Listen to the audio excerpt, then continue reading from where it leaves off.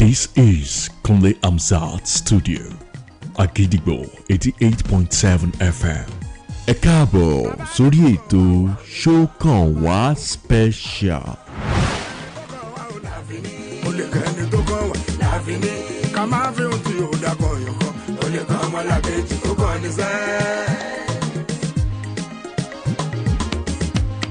Bàbá ní kókó wa ò lè sọ, bàbá ní kókó a ò lè sọ. Ó lè kẹ́ni tó kàn wá ò láfiní, ó lè kẹ́ni tó kàn wá láfiní. Ká máa fi ohun tí ò dá kan yàn kan, ó lè kàn ọmọ làkejì ó kàn ní sẹ́. Ó fẹ́ jọ bí eré o kì í ṣeré, ọmọ fẹ́ jọ bí eré kì í ṣeré. Ìkìlọ̀ ńlá lè yóò láfiní, ìkìlọ̀ ńlá lè yìí láfiní. Ká máa fi ohun tí ò dá kan yàn kan, ó lè kàn ọmọ làkejì ó kàn ní sẹ́. Fẹ́ bí eré o kì í ṣeré, ọmọ fẹ́ jọ bí eré kì í ṣeré. Ìkìlọ̀ ńlá lè yóò láfiní, ìkìlọ̀ ńlá lè yìí láfiní. Ká máa fi ohun tí ò dá kan yàn kan, ó lè kàn ọmọ làkejì ó kàn ní sẹ́. Mo wí tèmi lè ní o ṣe ti gbọ́, mo wí tèmi lè ṣe ti gbọ́. Ó lè wà dìbò dọ̀la o kò dẹjọ́, ó lè wà dìbò dọ̀la kò dẹjọ́. Ẹ máa fi ohun tí ò dá kan yàn kan, ó lè kàn ọmọ làkejì ó kàn ní sẹ́. Tọ́ ẹ kú dédé àkíkò yìí níbi gbogbo tí ẹ ti ń gbọ́ ọ̀kan ní Àgídìgbò 88.7 FM tá a kalẹ̀ sílùú Ìbàdàn tí í ṣe olú-ìlú ìpínlẹ̀ Ọ̀yọ́.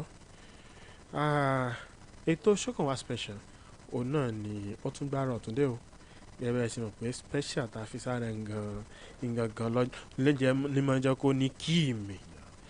Àṣìdúpẹ́ àdúpẹ́ púpọ̀ lọ gbogbo ẹ̀yin tí ẹ ń gbọ́ wa pẹ̀lú ètò wa à ń gba àwọn ètò alálọ́kọ̀ ọ̀jọ̀ kan náà ẹ̀ṣẹ̀ tí Ṣókànwá Special nìkan náà máa túmọ̀ pé ó láwọn kan tó yẹ pé wọn ì tiẹ̀ fẹ́ mí sí Ṣókànwá wọn fẹ́ torí pé wọ́n gbà pé ọjọ́ kan wà ní. ẹ pé Ṣókànwá actually ọlọ́run ṣe kà nígbà tá a fẹ́ plan kí ló kọ̀ rẹ̀ tá a fẹ́ schedule bí àwọn programs la ṣe máa rí ṣáà pé Ṣókànwá the way bá ṣe ń kọ́ a fi question mark sí lẹ́yìn ọ̀run ṣe kàṣà the way tá a ṣe kọ́ a fi question mark àwọn sí lẹ́yìn because that is it Ṣókànwá it's a question nígbà tó bá ní ìbéèrè ládé kan bí lọ́ba kan ọkàn náà ìjọba ti kọ̀ọ̀kan wọn lórí padà so irú bẹ́ẹ̀ náà láti ṣe ti òní tààrọ̀ yìí náà ṣe pé Ṣókànwá.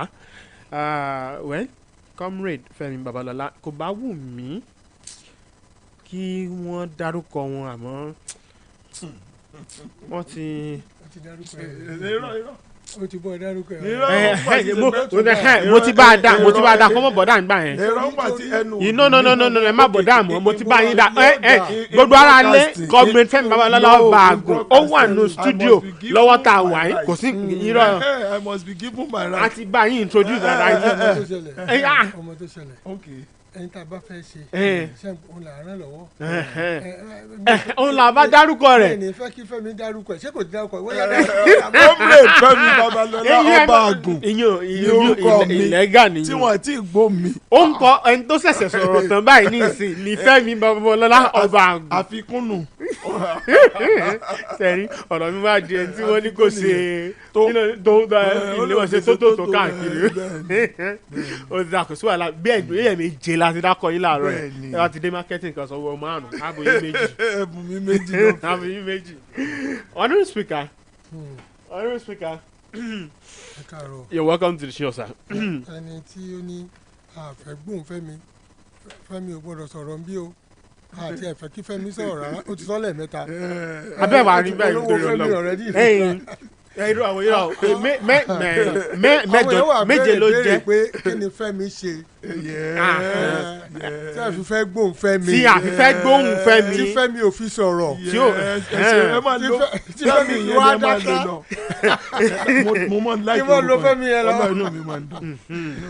Ṣẹ́gun Ògúngbàyè lórúkọ mi ẹ káàárọ̀ àjẹrẹbí. àdúpẹ́ bó ni òtútù ìṣègùn ṣe sọ́dọ̀ yẹn rà ṣé kò ó tiẹ̀ sí lọ fẹ́rẹ́fẹ́. tó tún fa òtútù yẹn tó fi le díẹ̀ kò ju pé kéèyàn mọ fírì mọ́tò ní kéèyàn mọ fírì mọ́tò. ṣe bá gbọ́ owó wọn lóde o. tó burú bí òtútù nù tó mójútù wà. àwọn tí wọ́n fò tútù gangan nù. ṣe rí òtútù pé tí ń fẹ́ yìí àwọn òtútù. kéèyàn wá ra 3 lítà. nínú ìsìẹ́dà. nínú bẹ́ǹsì ló ṣe ẹ̀dá kó ra 3 lítà. ara 3 lítà ó lè díẹ̀. ọlọ́run ló kù tí ó gbé tó lọ. tí a bá ti wáyà èyí wà fi sí neutral ọ̀rọ̀ ọmọ náà díẹ̀. tó bá fẹ́ dókè báyìí yóò fẹ́ gbẹ́ mi lọ. bẹ́ẹ̀ mo ti ń ṣe tipẹ́. ìyá ara ọmọ dọ́gbẹ́. so ṣé nǹkan tí ń fa òtútù ni. òun gangan ló tútù. òun gangan ló tútù. dáwàrà yóò sọ pé kí ló fò bí tútù ìgbà tí wọn. ẹ kó ice block sínú blood èèyàn ni ó tútù bíi ó tútù gan-an ìyẹn gangan ló tútù sẹ́rí gbogbo tútù yòókù yẹn àwọn òtútù kéékèèké. ẹ wá jẹ́ ká lọ síbi tàwọn tó ṣe pé òtútù ni wọ́n ń bá sùn òtútù ni wọ́n ń bá jí àwọn àti òtútù wọ́n jọ lẹ̀ pọ̀ bíi sẹ́mẹ́ǹtì àti. wọ́n lè bó tútù sùn ká bá jí kó tútù mọ́ mu ọ.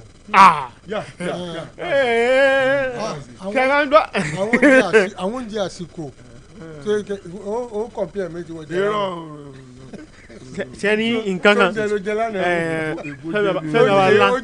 ṣé egbò jẹ̀bi oúnjẹ. egbò èso ẹ jẹ́ introduce àwọn aláwọ̀ tó tù jáde ẹ lẹ́ńbẹ̀ wọn o bó o ní o. kí ló ṣẹlẹ̀. ẹ mọ̀ káàárọ̀. kí ló ṣẹlẹ̀. eléyìí tó jù fresh báyìí ọkùnrin lọ renew ó lọ renew lùkù ẹ ní o. ẹni tó wọ t-shirt lójútù mú. òótọ́ ni àwọn panápaná wọ studio láàárọ̀ yìí ni. ọkọ lóyún kò lẹ́gbẹ̀ẹ́ mi kò lẹ́gbẹ̀ẹ́ mi. ìwọ náà ń kọ́ ebi kankan náà lẹ́yìn méjèèjì. kó sá kò lẹ́gbẹ̀ẹ́ mi kó tí wọ́n ti kò lẹ́gbẹ̀ẹ́ mi. ẹ káàárọ̀ Dr. Oriyomi Hamzat, you're welcome to the show. ẹ kú ojúmọ́ ẹ káàárọ̀ honourable speaker pastor ẹ káàárọ̀ sir. mo fi gbogbo ara kí yín o. pastor ṣé ẹ ti bínú báyìí pastor mú kí lọ́wọ́ ta ní òkè fẹ́ mi pastor ṣe. another way of introducing me. ẹ mọ kí pastor lọ jàre á padà sí orí ọ̀dọ̀ ọkùnrin tó sọ̀rọ̀ nísìnyí. mo kí pastor mo kí honourable speaker the people's parliament pastor comrade honourable speaker Ṣẹ́gun Ògúngbàyí ẹ káàárọ̀ sà. I throw away my cap o. I throw away my cap but salute. Salute o. Yes sir. ṣé ẹ wà. adúgbò sà à ń ṣe wẹ́rẹ́wẹ́rẹ́ sà. bẹ́ẹ̀ bá sí mi sí èèyàn kan gbọ́dọ̀ mọ́ káwọ́ lérí ni. tí ẹ máa mí sìn yàn. gbọ́dọ̀ mọ́ káwọ́ lérí tó ẹ bá ti káwọ́ lérí wọ́n tún mọ̀ pé nǹkan ṣe yàn. sọ ẹ̀ ń pamọ́ra ni látijọ́ yìí èmi ṣe bí ẹ̀ mí sìn wọ́n ní. ṣe ń káwọ́ lérí kò rí. ìrọ̀ ẹ̀ mọ̀ bọ̀dá ẹ̀ mọ̀ bọ̀dá. èmi kan mi sí pásítọ̀ mo mi sí pásítọ̀. ẹ̀jọ̀ ṣé ẹ ní bíi 3 seconds kan tẹ́ ẹ lò mọ́ ká fi kí ara bí 3 seconds tẹ́ ẹ lò mọ́. tí mi ò lò mọ́. tẹ́ ẹ lò mọ́ tẹ́ ẹ ní ìdùnnú. ẹ ká kàn fi kí anyway mo observe pé níbí wọ́n appreciate charity gan. aṣọ tí wọ́n bá lò mọ́ wọ́n máa kó lọ charity. bàtà tí wọ́n bá lò mọ́ wọ́n á kó lọ charity. 3 seconds tó kù tèmi náà lò mọ́ ẹ jẹ́ n kó lọ sọ́ọ̀bà àgbẹ̀ kí n fi ṣe charity fún wọn. Comrade Bemba lọ́lá ọba àgùn ẹ kú ojúmọ́ o. 3 seconds yẹn ti pé bẹ́ẹ̀ yẹn 3 seconds ti pé. big boy lẹ́kẹ̀sì yẹn ẹja gbọ́dọ̀ dókítà kẹ́ ẹ tó dé. ẹ gbóná comrade. no yes èwo nu wọn. nítorí ẹ bọ̀ nínú kinní ìtẹ́mọ́ koríbọ̀ iná. kí ni ná. ọ̀pálábá wájú kùmọ̀ lẹ́yìn ọrùn gbogbo ògbà ẹ sáà mọ gbagba gbòó sí ni bó lẹ tún ṣe ṣe láàárọ̀ tó ẹ pé tí mo tún bá pàdé lára yín ni. irọ́ yìí tí mo fi ń sanra dáadáa nìyẹn lójú fi ń rẹwà iná ṣe ń kó mi jẹ́ ń gbòòrò I'm a big boy. ẹ̀rí tí mo ń wò kọ̀rọ̀. I'm a big boy. ṣẹ́kùn Fẹ́mi ti dá nǹkan lẹ̀kẹ́ tó dé o. ṣẹ́yìn gbọ́ mi. mo ń gbọ́. bí Ṣẹ́gun Babalọ́lá wọnú studio. Fẹ́mi Babalọ́lá ló fẹ́ sọ. Fẹ́mi Babalọ́lá yes ó wọnú studio wọ́n sì gbé ẹsẹ̀ àkọ́kọ́ mo ń wo movement yẹn bó ṣe ń lọ wọ́n tún gbé ìkejì mo sọ pé okay ó dà pé direction bíi tí àga ń wà náà lọ wọ́n tún gbé ìkẹta bó ṣe wọ́n gbé ìkẹta yẹn mú expect kọ́ pé the next one so that wọ́n lè jókòó sí irú bí ayé wọn tí wọ́n fi jókòó sí irú ayé rẹ̀ tó jókòó sí n bá rí i pé the step before òun ló dúró sí next thing ó kàn yí àga yẹn báyìí ní 360 báyìí ni ló bá jókòó sórí ẹ̀ àga speaker. ó fẹ́ gbàjọba ni. sẹ́ni pé ìdìtẹ̀gbàjọba tí kò sí nǹkan. ó fẹ́ gbàjọba ni. ẹ̀wọ̀n gbọ́ ṣe torí àwọn tí ẹ̀wọ̀n tí wọ́n bá wa mọ̀ nǹkan crime yìí tí wọ́n bá wa kọ́ lẹ̀ ọ̀pọ̀ o because crime tó ó ṣe láàárọ̀ ọ̀pọ̀ díẹ̀ o. lẹ́yìn ìgbà tí ó wá gbà àwa as member of the people's parliament a lè mọ̀ wò kí ọmọ bá parliament jẹ́ ká mọ̀ lè sọ̀rọ̀ so àwa ni kò ṣe ibi tó yẹ kó ọjọ́ kò sí ó ní òun mọ̀ ajókòó síbẹ̀ ni òun mọ̀ jókòó síbẹ̀ mọ̀ wọ̀ọ́rì pásítọ̀ lè wá spíkà lè wá gbàgbé ẹ̀ àmì àtijọ́ sọ̀rọ̀ pé dídé lórí àga yìí àmọ́ bẹ́sẹ̀ fẹ́ máa bá wọn láti kò mọ̀ dídé lórí àga. ó lọ bá àgùn lọ ṣàfihàn ó rò pé ó sì sẹ́yìn. àlọ́ ó ní pásítọ̀ ti travel wọn lè wá lónìí ok o èmi náà tí wọ́n fẹ́ gbà díẹ̀ bí pásítọ̀ bá ṣe wọlé nu máa ní fẹ́ babalá aṣọ pé àti wà lìjẹ́ náà rẹ̀ báyìí pẹ̀lú ọ̀pọ̀lọpọ̀. no understatement nìyẹn kò ní plan bẹ̀rẹ̀ tẹ́lẹ̀ náà. kò wúlẹ̀ lé wọ́jọ́bọ̀ ọ̀rọ̀ ayé. ẹni ẹlẹ́ni ẹ ṣáàjì oríjọba ayé ìlò kó jáde ayé lò kó yẹ ṣe kí ni. kó lè pomi sí mọ́tò kó lè jẹjẹ ìdí ọmọ gbé bí ṣe máa gbé wọn ó ti tó. ṣé ló ń gbé lọ́wọ́ àbí ọmọ gbé wọn lọ́wọ́ ok. kò síbi tá a lè gbé ẹ sí. kò síbi tó lè gbé ẹ sí tẹ́rí nǹkan ntọ́sí tẹ́rí nǹkan spíkà kò ń lọ yíyà rẹ. n tó ṣe ni pé ó wà charitable gan. tó bá ń bọ̀ tó bá ń lọ́wọ́ ó máa ń gbé wọn. torí yìí ibùsọ̀ padà já sí. ó máa ń gbé wọn. pásítọ̀ ẹni orí ó gbé tó lè gbé wọn kọjá general gas ni tẹ̀wé bá náà lè po rẹ̀ mọ́ dé ẹ̀yin náà ti rí bẹ́ẹ̀ o. èmi ti mọ bí náà lọ. ẹ ti rí bẹ́ẹ̀ èmi náà ti rí i. ibi tẹ́kù ẹ̀ mọ́ dé náà nu. ó ti yé mi. no n tó ṣẹlẹ̀ ni pé convergence níbẹ̀. wọ́n ní convergence point ni o ó dàbí ibi tí river Niger àti Benue fi papọ̀ ní pàdé. tí mọ́tò yóò bá síbẹ̀ yẹn wọn ò ní mọ̀ ìpín padà bọ̀ bẹ́ẹ̀. meeting point. tí mọ́tò yẹn bá ti wà ń bẹ́ẹ̀ wọ́n ní Fẹ́mi ń bọ̀ wọ́n ṣàrò kan tó rọ̀ṣà. yóò ṣàpàdé elébùté rẹ̀ nù. ibẹ̀ ló ti máa ń ṣáàdó ẹ mọ̀ pé gym kan wà níbẹ̀ yẹn ibẹ̀ ló ti máa ń ṣáàdó àwọn ọmọ tó ń jáde ńbẹ̀. ẹ ṣe ọmọ sì máa kọjá mi ọ. ṣe ó ṣe Gucci òsì lọ́mọ mọ́ kọjá mi. Oríyọmí Hamzat lórúkọ tèmi náà ẹ káàbọ̀ sórí ètò Ṣókànwá live from United Kingdom ẹ kú ojúmọ́ o.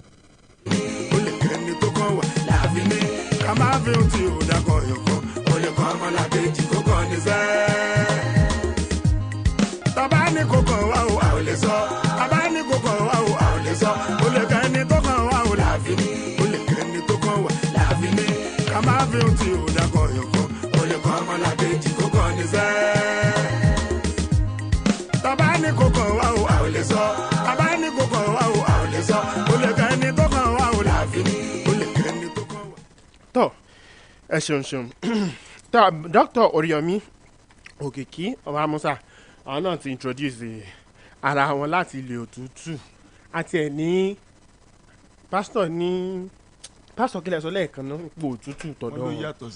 wọ́n ló yàtọ̀ síra wọn. òtútù yàtọ̀ síra wọn òtútù ebi wà òtútù epo wà òtútù àròwọ skul náà wà òtútù owó ilé ó wà àwọn òtútù yẹn ló kọ́. nígbà bá sáàbùyàn ní notice. tí natural òtútù gáàsì àgbẹ̀ gáàsì tán wà òtútù kò ṣe pọ́ mọ́tò wa tí àwọn òtútù gidi bá wá dé tó bá yẹn lẹ̀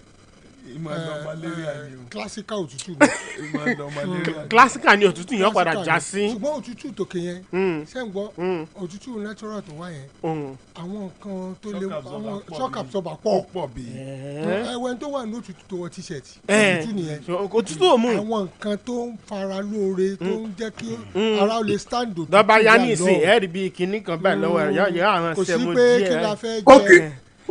Okay, honourable speaker ẹ jẹ́ ká define tán pé lótútù gan. Good. Yeah. Because from the definition how many tó tutù múnú èmi àti yín láàárọ̀ yìí.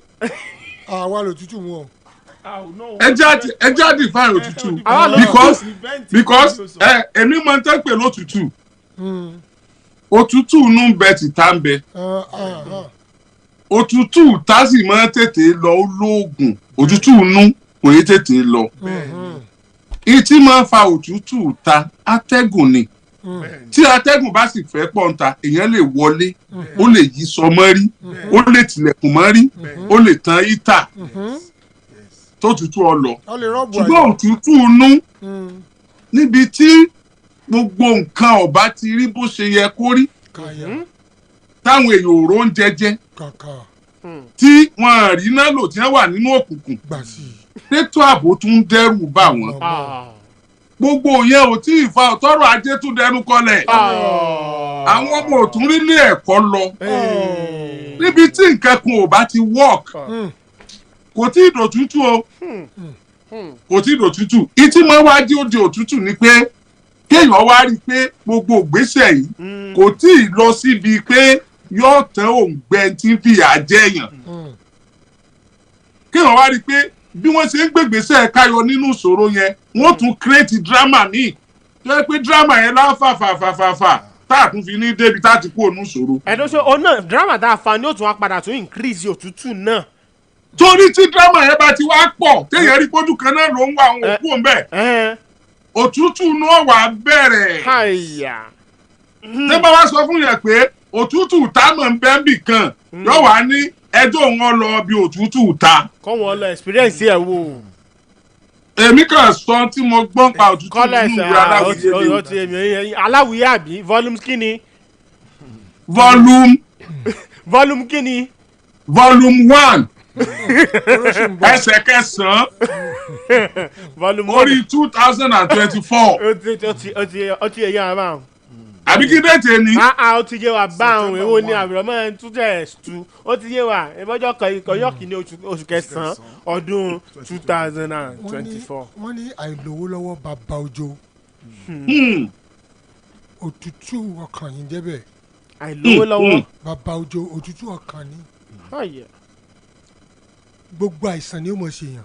torí psychologically yẹn ti wà affected. torí pé èèyàn tún lè lówó lọ́wọ́ kó mọ̀ lè ra nǹkan kan àìlówó lọ́wọ́ ni. owó wà lọ́wọ́ ẹ̀ o. owó wà lọ́wọ́ ẹ̀ kó ra àmọ́ kò ká nǹkan kan owó yẹn ò ká nǹkan kan. Fẹ́mi ti lọ sígbàgìrì tí ò rí kankan tó ní òsì bàtà.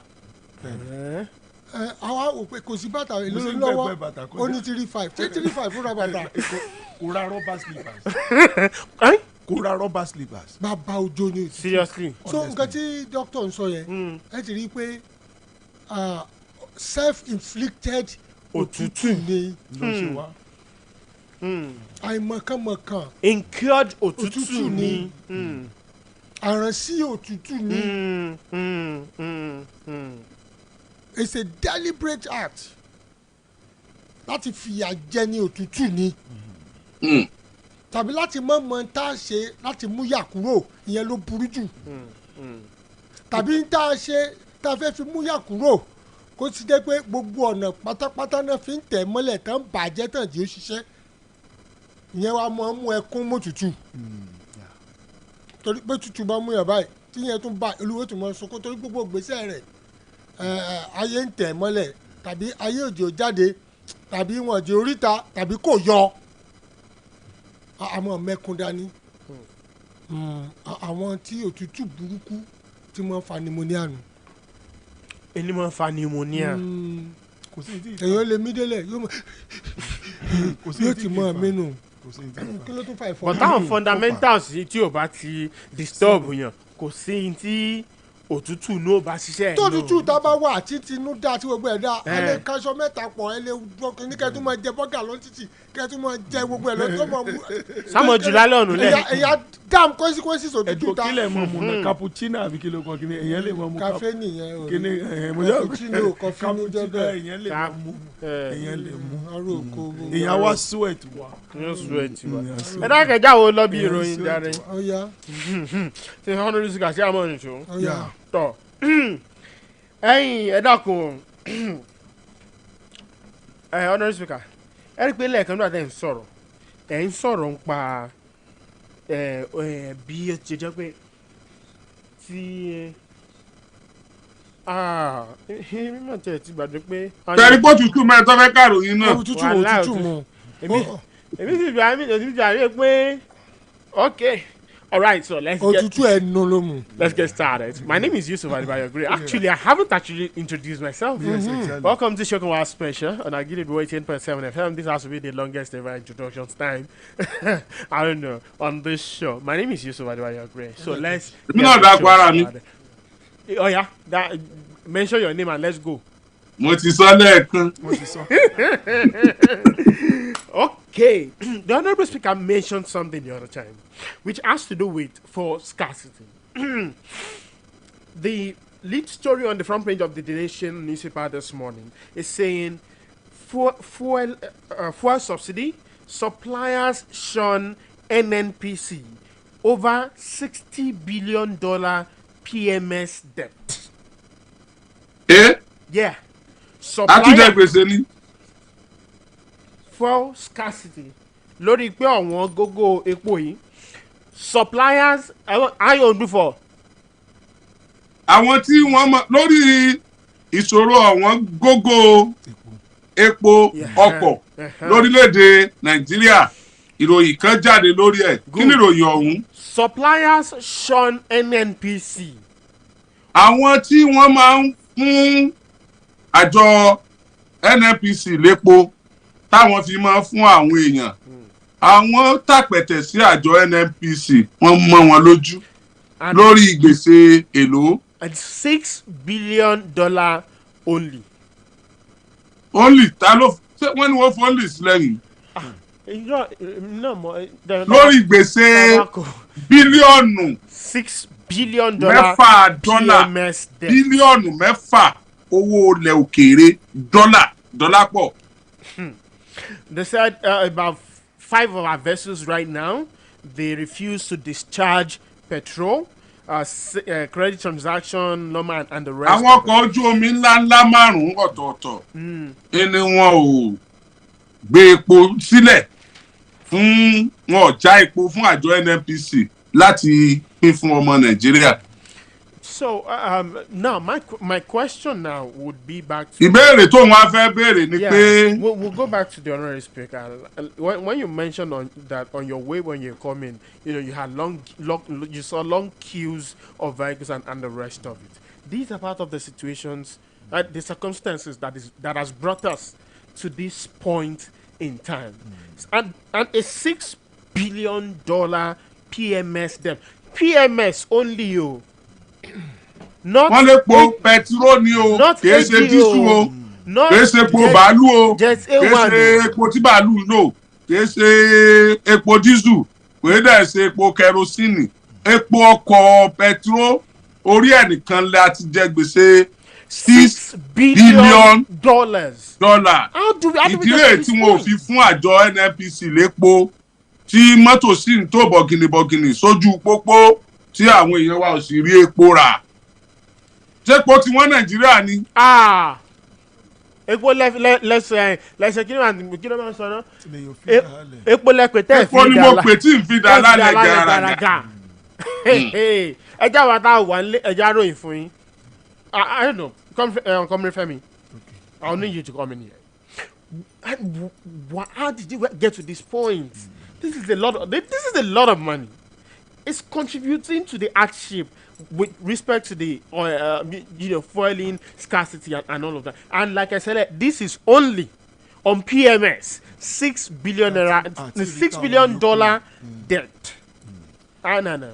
if you're owing me that much, I'm not sure I'm going to supply to you the next time. Definitely. Nígbà tí èèyàn ṣe kínní ẹ jẹ́ ká wò báyìí mo fẹ́ gbàgbọ́ pé accumulated expenses in Nigeria ni ó lè mọ̀ ṣe pé from this administration látẹ̀yìn wá ni ọ̀rọ̀ yẹn ó ti mọ̀ ṣẹlẹ̀ tó ṣe pé lọ́kàn òjọ̀kan náà ti ń jẹ irú gbèsè bẹ́ẹ̀ bọ́n nǹkan tó ṣẹlẹ̀ ni pé ó yẹ kí ìjọba tó wà ń tàn sìn kán wá wádìí ọ̀rọ̀ tó jáde pé báwo la ṣe rìnrìn yẹn tá a ṣe jẹ́ irú gbèsè tí wọ́n mention sí pé $6 billion kí làwọn nǹkan tá a gbé ìgbà wo la gbá àwọn epo yẹn tá a deliver tá a sanwó fún wọn kí ló dé fà tá a fi sanwó ṣé cash crunch ni àbí nǹkan tá a mọ̀ fi ṣe pàṣípàrọ̀ ni ò sí ni àbí kí nìkan tó ṣẹlẹ̀ gangan because àwọn epo tán lọ refine tá a rà báwo la ṣe rà wọ́n láwìn báwo la ṣe bára wọn bì ó yẹ kíjọba ìkan tán náà wádìí ẹ̀ kan wò ó pé àwọn tán wà ní ìgbọnnu NNPC kan wá ṣàlàyé irú ọ̀rọ̀ yìí mo expect National Assembly láti pè wọ́n pé kán wá ro ẹjọ́ ẹnu wọn ipe báwo lọ̀rọ̀ yìí ṣe jẹ́ báwo la ṣe jẹ́rú gbèsè mo mọ̀ pé n tó fa okùnfà pé kò sépo Nàìjíríà n tó fa okùnfà tá a fi ń ra epo lọ́wọ́n gógó nù torí pé àwọn fẹ́sì tó yẹ kán já tó yẹ pé wọ́n tì sílùú káfíńrẹ́pò rà iná wọn ló wà lórí omi wọn dẹ mo gbàgbọ́ pé wọ́n ní offload nǹkan yìí nọ́ọ̀tàn tí ta bá san lára gbèsè wa báwo la ṣe wá rìnrìn yẹn tá a ṣe wọnú irú gbèsè báyìí tó ṣe accumulate dé level tá a wà yìí gbogbo orú eléyìí mo expect kí National Assembly pé àwọn tó wà nígbọnú tán jẹ́ ọ̀gá ní NNPC láti wá sọ tẹnu wọn from there mo mọ̀ pé solution máa wá. Okay, honorary speaker, before I bring you in, let me also mention here that there are sources that said that the last month, yes, there are sources saying last month the federal government had to approve a bailout to NNPC for us to be able to have petrol supply last month. níròyìn tí inú ìròyìn kan tí ó tún sọ nínú tá a tún gbọ́ nú ọ̀rọ̀ yìí ìròyìn ń tẹ̀síwájú pé ní oṣù tó lọ ìjọba àpapọ̀ fọwọ́ sí owó kan owó ìdáǹdè owó ìdáǹdè nínú ìṣòro tí wọ́n fún àjọ NNPC. àwa wá ń wò pé ṣé owó òun ò tí ì jáde ni àbí ìdáǹdè yẹn ni ọ̀tán tí gbèsè lọ́pọ̀ jù bẹ́ẹ̀ ni tó wá jẹ́ pé ọ̀rọ̀ gbèsè náà ni ò tún járe kò dì sí. That amount at that time was $300 million. That was what we paid last month as a last month to make sure that we had what's it called, fuel to buy. So it was a substantive payment out of the larger chunk of money that we're owing to the suppliers. ẹ jọ tá a là ń jẹ lówó gan. tan NNPC ló ń jẹ́wọ́. àwọn tá lọ bí tó ti lọ refine epo. ìṣe àwa táwa ń ra epo lọ́wọ́ NNPC ṣé àwa ò fún wọn lówó ni àbí tá a bá papọ̀ wọlé epo lónìí sáà sanwó ni ẹ bá wa dáhùn ni o. afẹ́fẹ́ ó ní ká fọ́ sí wẹ́wẹ́ gan-an. ṣé àsanwó epo bá a ṣe ń wọlé epo repo ni bẹ́ẹ̀po ṣe ń wọ́n sí lójoojúmọ́ tá à ń repo ní 1,000 per litre nílé epo míì ṣé àsanwó ni abówó tá à ń san òde ibi tó yẹ kó dé àbí gbèsè ló ti pọ̀ jù dé pé owó wa ọ̀ka àfi kó jẹ́ pàwọn àmẹ̀kúnnù náà lásanwó táwọn kan jẹ. Another question sir kẹ́ ẹ mọ́ bá wa dé sà bó bá ṣe é ṣe kẹ́ ẹ dáhùn bí ó bá sì ṣe é ṣe kẹ́ ẹ ní adákẹ́ o èyí ọ̀mọ̀ràn tí mo yún gbénú kára wọn.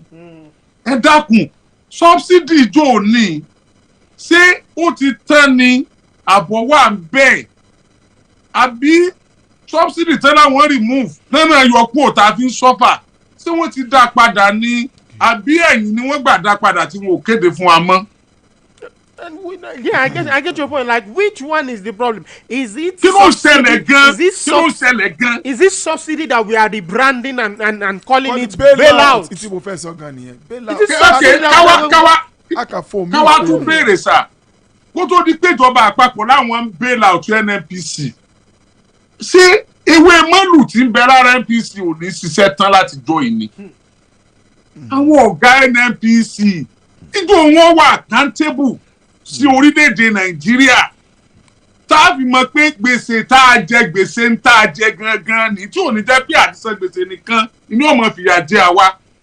ẹ wojú títì tí wọ́n tò sí yẹn ó ti bọ̀rọ̀ ajé ẹlòmíì jẹ́ láàárọ̀ yìí ó lè ti gbẹ̀mí ẹlòmíì àìwórí rédíò ni ẹ̀ jẹ́ kẹ́ ẹ mọ̀ nígbà tí èsè pọ́ gbẹ̀mí ẹ̀ directly tí wọ́n ń rush lọ sí hospital tó kó sínú traffic à ń tó fepo tí ó tètè débẹ̀ tẹ́mi fi bọ́ wọ́n lò kú lọ hospital ni dókítà ó sì sọ pé nǹkan báyìí ló pa kò ní kọ pé torí pé ó wà delayed níbi traffic NNPC mọ́.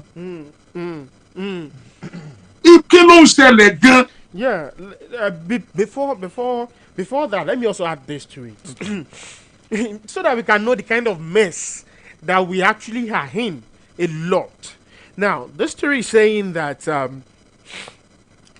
as of last quarter, there was an attempt between NNPCL. There was an arrangement rather between the NNPCL, other suppliers, and also the OPEC to put together what they call the word they use is syndicated payment, which are the tune of 3.3 billion. But it is syndicated because sanwó backlog PMS that is say they're saying petrol, one something AGO one something jet, one for and other form of for. So one $3.3 no so lojo be iye tó wá jẹ́ ti petrol níbẹ̀ is $925 million. $925 million. This quarter, we are talking about this quarter. Now, like I said, me my board ni as a near accumulated debt to the level yẹn. So when there was a time, 10 NPCs don't declare kankan pé àwọn ní bí something trillions of naira tí wọ́n sọ pé jẹ́ gains tí wọ́n máa yí announce nígbà kan fún National Assembly nígbà tó pé wọ́n. Now mo wá fẹ́ etí ò wá yé mi ni pé even with that báwo la ṣe wá jẹ irú owó bẹ́ẹ̀ ẹ̀yin tẹ́ dẹ̀ sọ́nsìn nínú ọ̀rọ̀ tẹ́ sọ 6 billion that's why for PMS nìkan ni wọ́n dẹ̀ sọ pé owó táwọn generate over trillions of naira náà sọ fún National Assembly so ibi tí ò ti yé mi ni pé ṣé bí tán bá generate owó bẹ́ẹ̀ kẹ́ ẹ tó lè sọ pé iye báyìí ni profit yín ẹ ti gbọ́dọ̀ yọ debt tẹ́ ẹ jẹ kúrò so bọ́n ṣe wá arrive at that I don't know that kind of arithmetic tán ṣe arrive at that ìmọ̀sọ́ pé ó yẹ kí National Assembly pè wọ́n láti wá explain because bó ṣe lọ yìí tán bá rówó yìí san àwọn epo tán gbé wá látòkè òkun tán refine wọn ò ní jẹ́ kán jẹ́ epo yẹn sílẹ̀ débi pé ara máa rọ aráàlú and like I said bá a ṣe ń tòsí ilé epo lọ́wọ́lọ́wọ́ báyìí ó paralyze the majority of people's economic activities kò jẹ́ kán lè ráyè lọ and epo yìí rẹ̀ ni kò sẹ́ni tí ó wà affected whether political class whether ìyẹn kàn jẹ́ ordinary citizen kò sẹ́ni tí ó wà affected so tí wọ́n lè tá a lè ṣe báyìí náà ni pé kí federal government àmì kí National Assembly pè wọ́n láti wá explain torí to me NNPC bí gbàtẹ́ pé ní wọ́n bẹ̀dírì pẹ̀lú anything called corruption and the only way láti fọbẹ̀ yẹn mọ́ to me o èmi ìbá sọ pé kán jẹ́ kí àwọn tó jẹ́ lọ́gàlọ́gà tó ti wọ́n bẹ́ẹ̀ for long a time tí ò sí result kán jẹ́ kán máa lọ irú bọ́n ṣe ṣó yìí lé fún beach níjó ni tán ṣó yìí lé fún gbogbo bíi méjì tó wà ní intelligence they can as well do the same thing fáwọn tó wà lẹ́nu NNPC bóyá tó bá lé wọn lọ tí àwọn new crop of people bá wà ní leadership NNPC bóyá ni mo ní accumulated suffering tá a ní lọ́wọ́lọ́wọ́ báyìí. Honourable Speaker sir ẹ máa ń dá sí. ṣe rí. torí kò fẹ́ wá yé wọn báyìí. kò sí bí. ó yẹ yí tẹ́lẹ̀. we no even understand before. kò sí bí a ti fẹ́ sọ tí a ní owó kúlẹ̀kúlẹ̀ ibi tí ṣòro ètò ti bẹ̀rẹ̀. nítorí pé bíyàn bá ti parọ́ kan irọ́ mẹ́wàá ni ó fi di.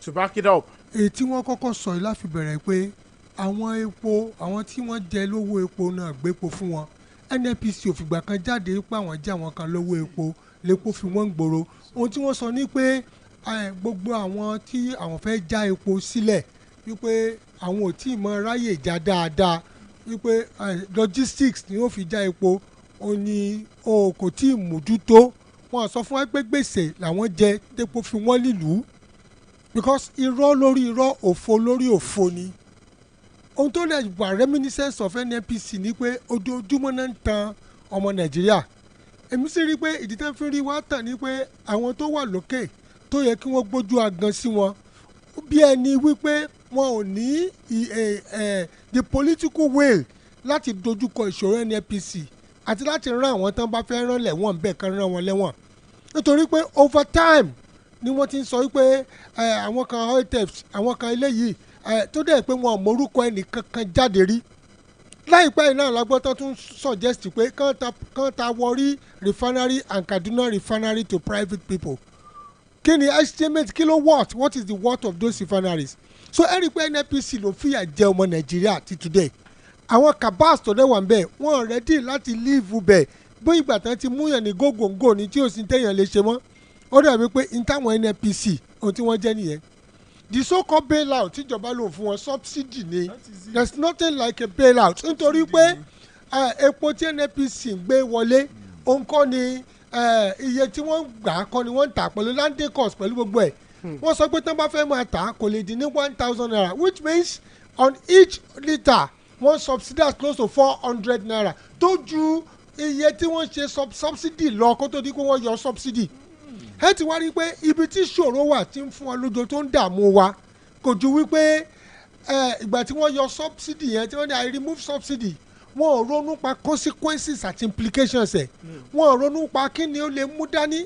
Èkejì wọ́n ò ronú irú àwọn ẹ̀dá tó ń bá deal torí àwọn ẹ̀dá tó ń bá deal Nàìjíríà àwọn tó wà fantastically corrupt ni àwọn tí ò ní jẹ́ nǹkan kó ṣiṣẹ́ ṣe rí bí ẹ̀ bá fẹ́ ẹni tó bá jẹun ta ni yóò tilẹ̀kùn gbọ̀ngbọ̀n ni ìjọba ò tilẹ̀kùn gbọ̀ngbọ̀n wọ́n underestimate the problem we have in Nigeria wọ́n underestimate our cabals one NNPC and the capacity of the cabals and the capacity of the cabals to wọ́n destruct underestimate Nigeria gangan tó wà within the corridors of power tó yẹ pé ọ̀tá àlú ni wọ́n underestimate wọn so ẹni tó ṣe ìtàrí jáde tó ní ẹ wo mo remove subsidy òun náà ṣe ń wọ̀ kí ẹ̀ débi tó yẹ kó ṣe dé tó wá jẹ́ pé wọ́n ti wá dá subsidy padà lẹ́yìn kùlé ìdí tó fi dá padà rèé ní ìsìngbà tí wọ́n ti sọ di free market tí wọ́n ti ní kí market máa determine price tí wọ́n ti devalue naira ẹ rí i pé owó gẹ́gẹ́ ló kù tí a máa san fún dọ́là ẹyọ kan nítorí wá ṣẹlẹ̀ ní wípé wọ́n import gbogbo ẹ̀ ní tí wọ́n bá ṣírò iye tó fi gbé lítà kan wọlé kan tó lè máa tà kan tó lè jèrè yóò wá 1,000 naira ìjọba wa wò pé tí kìíní bá 1,000 naira ìlú ó dàrú ebi ó sì pa àwọn èèyàn nǹkan tí eégún ẹ̀wọ̀n ṣubú lé eégún ata you see kò lè dàbí ẹnìkan tó sọ pé Macbeth ni tó sọ pé still cry sleep no more Macbeth and mother sleep and therefore corner shall sleep no more téèyàn bá ti kọ́wọ́ bọ ẹ̀jẹ̀ náà ni ó máa fi wo ẹ̀jẹ̀ lọ o ìtumọ̀ yìí pé téèyàn bá ti parọ́ kan irọ́ náà ni ó máa fi wo rọ́ if you cannot come out nítorí ẹ̀ kàn come out straight ní òótọ́ ló máa ń parọ́ mọ́lẹ̀ o and it takes somebody that is courageous it takes somebody that is righteous it takes somebody tí ò lẹ́bọ lẹ́rù láti jáde wá pé báyìí nìkan báyìí ti rí báyìí nìkan báyìí ti rí and tó tún máa ń fà téèyàn fi lè sọ ni pé táwọn tó ń ṣe nǹkan bá lágbára jù yàn lọ àwọn tó ń dáràn tó dáràn bá ti pọ̀jù olódodo lọ táwọn ọ̀daràn yẹn wá lágbára jẹ́ pé àwọn gẹ́gẹ́ fún olódodo joyè olódodo ò lè ṣe nǹkan kan ju pé kó mọ̀ bí ó ti máa pààchì ẹ̀ lọ so patching methodology ni ìtànṣẹ́ lọ́wọ́ patching methodology padding methodology ẹ máa pè ní kẹtọ́ ẹ̀yìn tó bá wù yẹn pé patching padding ó ní ó là ń ṣe lọ́wọ́ láti rí i pé àwọn ọmọ Nàìjíríà ò kígbe síta so subsidy is still going in the name of bailout. Honorable, which one will be more productive, lying to Nigerians and saying we have removed subsidy while you are issuing bailout, like, or outrightly just facing the problem headlong? It's like Gray. Huh? You don't understand Nigerian political terrain. Yeah. It don't characterize Nigerian politics. It's lies, deception, deceit, falsification, fraud. It don't characterize politics one year because táwọn olóṣèlú bá dé tán nìsín wọ́n á pè ní political language. What is a political language? It is a blatant deception. Lies. Oh, there's actually something called political language. Bẹ́ẹ̀ni. Constructed lies. So when you construct lies, and like I told you, Nigeria is constructed on a corrupt enterprise. Tẹ́yìn bá ti wà jókòó lórí corrupt enterprise kò sí bí profit fẹ́ wá o NNPC ò lè ní profit láyé. Mo lè fẹ́ ní profit individual ló ní profit NNPC àwọn tó ní ilé epo pọ̀ ń bẹ̀ àwọn tó ní refinery pọ̀ ń bẹ̀ àwọn tí wọ́n jẹ́ pé kùsà ibi táwọn gan gbé pọlọbì ní republic kankan ó pọ̀ ń bẹ̀ àwọn tó lọ Malta pọ̀ ń bẹ̀. So it is only profitable for the fraudulent and not profitable for the nation. So it takes a leader tí yóò bá wá second term to root the whole thing, your sticks. to damn the consequences. That is what it takes. Forget my second term. Iṣẹ́ ni ó mú second term omi wá. And like I said the other time, when doctor was there, wípé when Ṣèyí Mákindé was in his first term, ẹ rí i pé àwọn bàbá sọ pé oríṣiríṣi nǹkan ló kóra jọ pọ̀ fún first term. But by the time he came for second term, iṣẹ́ sọ pé ni bàbá kankan ò sọ pé. He was able to do a lot of projects táwọn yóò pé ẹni yìí ẹja fún second term because iṣẹ́ rẹ̀ fún. You see, if anybody wants to succeed in government, you must bear all consequences. Tẹ àwọn tó bá lè tẹ̀ mọ́lẹ̀ má wọrí pé wọ́n fẹ́ fún second term n tó máa fún second term nìyẹn pé ẹni ìgbójú. And of all the presidents we have had so far, mo fi pé without sentiment, what Tinubu has done to go against some of these people cabals is something that is worth commending, but had a very bad result and implementation. Bad result. Honestly, let me get you right. What he has done about the cabals in this oil sector, to face them, it's not facing enough. them is what he has done, which is not enough. It's not enough because it has not yielded any good result. Kò ní result kankan. And if you underestimate Femi, that statement on the stage with the Nigerian flag at the back and him swearing oath of office and then immediately saying subsidy is gone. So all of that meant nothing. Absolutely nothing. It has inflicted more pain. And that is the result that we have. Ofunwaniyasi ati Oshishi, because he underestimated the Nigerian cabals. Àwọn tó wà in the oil industry. Sherry, it's like when you talk about Republicans in America, àwọn yẹn gun barons ni wọ́n. Ogun nínú wọn máa ń dùn sí kán ṣe gbogbo ẹ̀bẹ̀ yẹn. Cowboy ni wọ́n. But by the time you now talk about the oil sector in Nigeria, oil sector in Nigeria, àwọn cabals ló kú báyẹn. Àwọn tó yẹ pé they don't stand at anything. They can root out anybody to first step on their toes. Àwọn ló characterize it because that is where the soul of the country depends. Ibi tí gbogbo ẹ̀mí Nigeria ibi tó wà nìyẹn. So there's nothing we can do about it if the government is not purposeful enough láti ṣe nǹkan tó yẹ kán ṣe. Ṣùgbọ́n mo fẹ́ gbàgbọ́ pé solution wà báyìí pẹ̀lú ìpè NNPC sọ ní pé Port Harcourt refinery máa bẹ̀rẹ̀ sẹ́ ní September yìí. Ebi September la. Wọ́n dẹ̀ tó sọ pé Dangote náà òun náà máa launch iṣẹ́ rẹ̀ ní September 1. So ẹja wo ó yẹ kí solution yẹn kó lè mọ̀ yẹn lórí ní this September. ẹ wá sọ̀rọ̀ pé wọ́n jẹ gbèsè. wọ́n jẹ $6 billion and this NNPC that declared last week pé àwọn ní profit of so 2 point something trillion but ẹ bá mú 2 point something trillion ẹ bá ti fọ́ sí dọ́là kò sí nǹkan kan bẹ̀ mọ́ o. òkè tó wá ṣe pé náírà ni wọ́n jíṣẹ́ fún wa náírà náà ní jíṣẹ́ fún wa. ìbọn jẹ́mi ti rò pé ṣé bẹ́ẹ̀ bá yọ gbèsè kóònù owó tẹ̀ rí kó tó pẹ́ lè sọ pé nǹkan bá lè jẹ. deception ló ń pè. Honourable Speaker. Yes sir.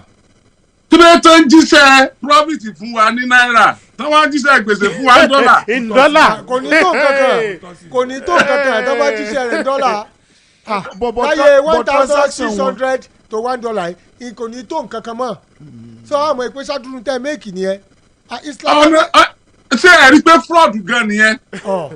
wọ́n jíṣẹ́ dẹ́ẹ̀kẹ́ dẹ́bìtì. ẹ máa jíṣẹ́ gbèsè. ẹ máa jíṣẹ́ gbèsè fún wa ní dọ́là ẹ wà máa jíṣẹ́ profit fún wa ní náírà. ìbébí iye tó wọlé ni. it's fraud.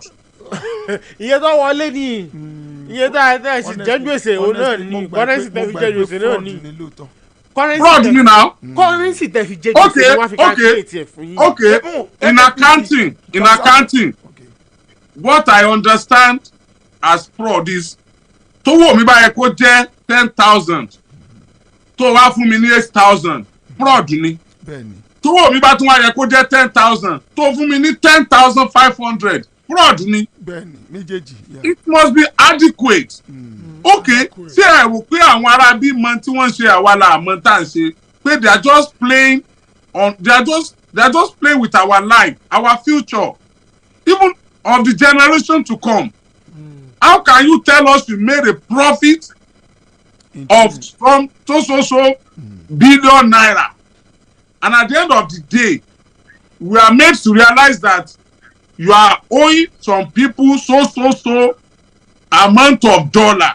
If tó bá yẹ pé dollar la fi ń ṣí owó epo, ó kákú mọ̀ pé dollar la fi ń ṣí nítorí pé a rely lórí àwọn tó wà lókè lọ́hùn torí pé a ní refinery tó dẹ̀ yẹ pọ́lọ̀ nìkan ló lè jẹ́ á ní. So nígbà tó yẹ pé àwọn kan jẹ nínú refinery wa jù wá lọ ẹ fi pé wọ́n confuse wa seriously.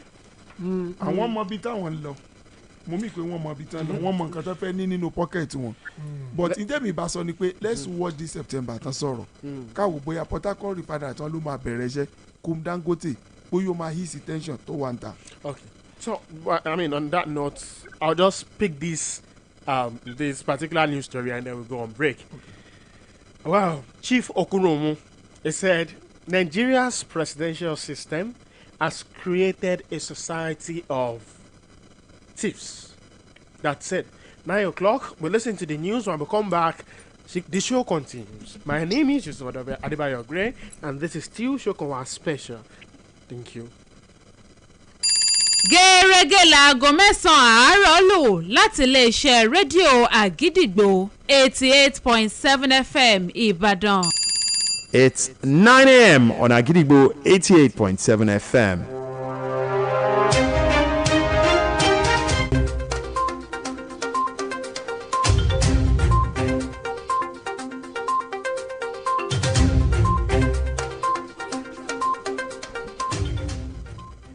Good morning. This is the news at 9 on the most listened to radio station, Agidigbo 88.7 FM, Ibadan. I am Bawale Akimbode. The federal government of Nigeria has directed the Minister of State for Defense, Dr. Bello Matawale, and other military chiefs to move to Sokoto State to get rid of the menace of banditry, kidnapping and terrorism. This was disclosed in a statement issued by the Director of Information and Public Relations Ministry of Defense, Mr. Enshaw Ugubike. The Oyo State Road Traffic Management Authority, ORTMA, has conducted a special enforcement exercise resulting in the apprehension of 52 traffic offenders. According to a statement from the chairman of ORTMA, Major Adekoya Adeshagba, majority of these offenders were caught driving against traffic, violating light regulations or engaging in roadside car sales. That ends the news at 9 on the most listened to radio station, Agidigbo 88.7 FM, Ibadan. I am Bawale Akimbode. Thank you for listening. Good morning.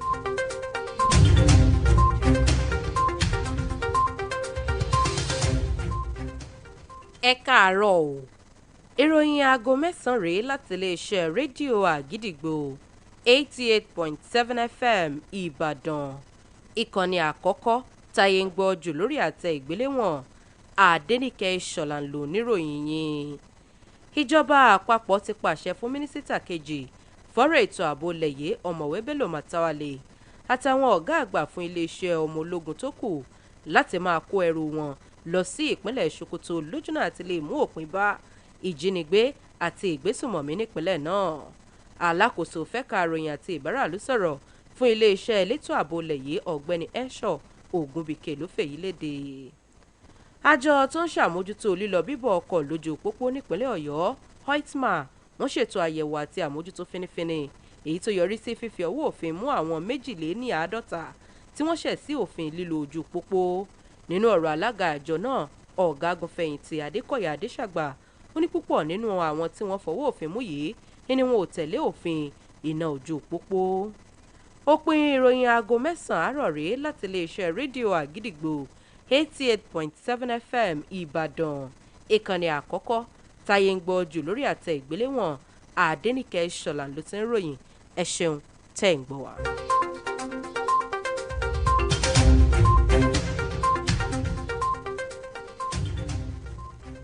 Agidigbo 88.7 FM.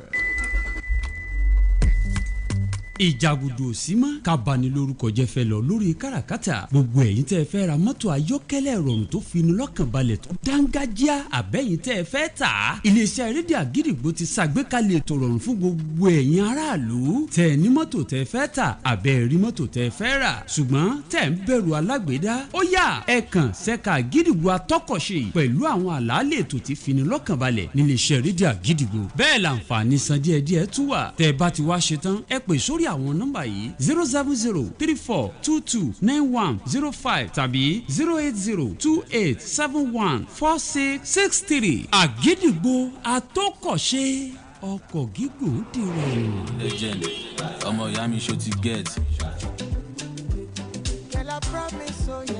kéré o kékulé ọgbọ́n kó sọ fún toko kánà gbọ́ kóró fún ọbẹ̀ gẹ́gẹ́ bí gbogbo wa ti mọ̀ wípé bàbá àwọn ọmọ kéékèèké Oríyọmí òkìkí ọmọ amúsà ò sí lórílẹ̀‐èdè Nàìjíríà lọ́wọ́ tá a wà yìí bẹ́ẹ̀ làwọn ọmọ kéékèèké ṣàfẹ́rí rẹ̀ fún ìdí èyí ó ń la ṣe gbé ètò ayẹyẹ ọjọ́bí olóṣooṣù tí oṣù August lọ sí oṣù kẹsàn-án tí í ṣe September nígbà náà la máa ní méjì lọ́kan 2-in-1 event fáwọn ọmọ oṣù August àti oṣù September lẹ́yìn tí wọ́n ti láǹfààní àti dáwọ́ dùnú láyàjọ́ ọjọ́ ìbí wọn torí pé kí ni Alhaji Dr. Oríyọmí òkìkí ọmọ amúsà gbọ́dọ̀ wà níkàlẹ̀ láti dáwọ́ dùnú pẹ̀lú àwọn ọmọ kéékèèké ó yá o gbogbo ẹ̀yin ọmọ August ẹ lọ rí ní sùúrù ká pa gbogbo rẹ̀ pọ̀ kéré gbogbo di September àtọmọ oṣù August àtọmọ oṣù September gbogbo wa náà lájọ láǹfààní àti dáwọ́ dùnú pẹ̀lú ra wa ní Sunday tó gbẹ̀yìn lóṣù kẹsàn-án dóní 29th of September dédé aago 12 ọ̀sán ó ní gbogbo ètò bẹ̀rẹ̀ tètè máa bọ̀ lọ́ọ̀rì já tíkẹ́ẹ̀tì fọmọ tiẹ̀ lóṣù kẹjọ àtòṣù kẹsàn-án pẹ̀lú 3,000 naira ẹgbẹ̀rún mẹ́ta owó náírà ní yàrá kìíní iléeṣẹ́ rédíò àgídìgbò 88.7 FM má dúró lórí rẹ̀ rárá. fún àǹfààní ẹ̀yin tí ọ̀nà yín bá jìn àbí fún ẹ̀kúnrẹ́rẹ́ àlàyé ẹ lè pe Mr. lẹ́gbẹ̀gbẹ́ sórí ẹ̀rọ ìbánisọ̀rọ̀ yìí 08166526655 08166526655. àjọ̀dún ọjọ́ bíi tóṣù kẹjọ àtòṣù kẹsàn-án tọdún ní oníbejì ni o ó máa dùn kódà gbogbo máa kán sí i ó yẹ gbé bọ́dì.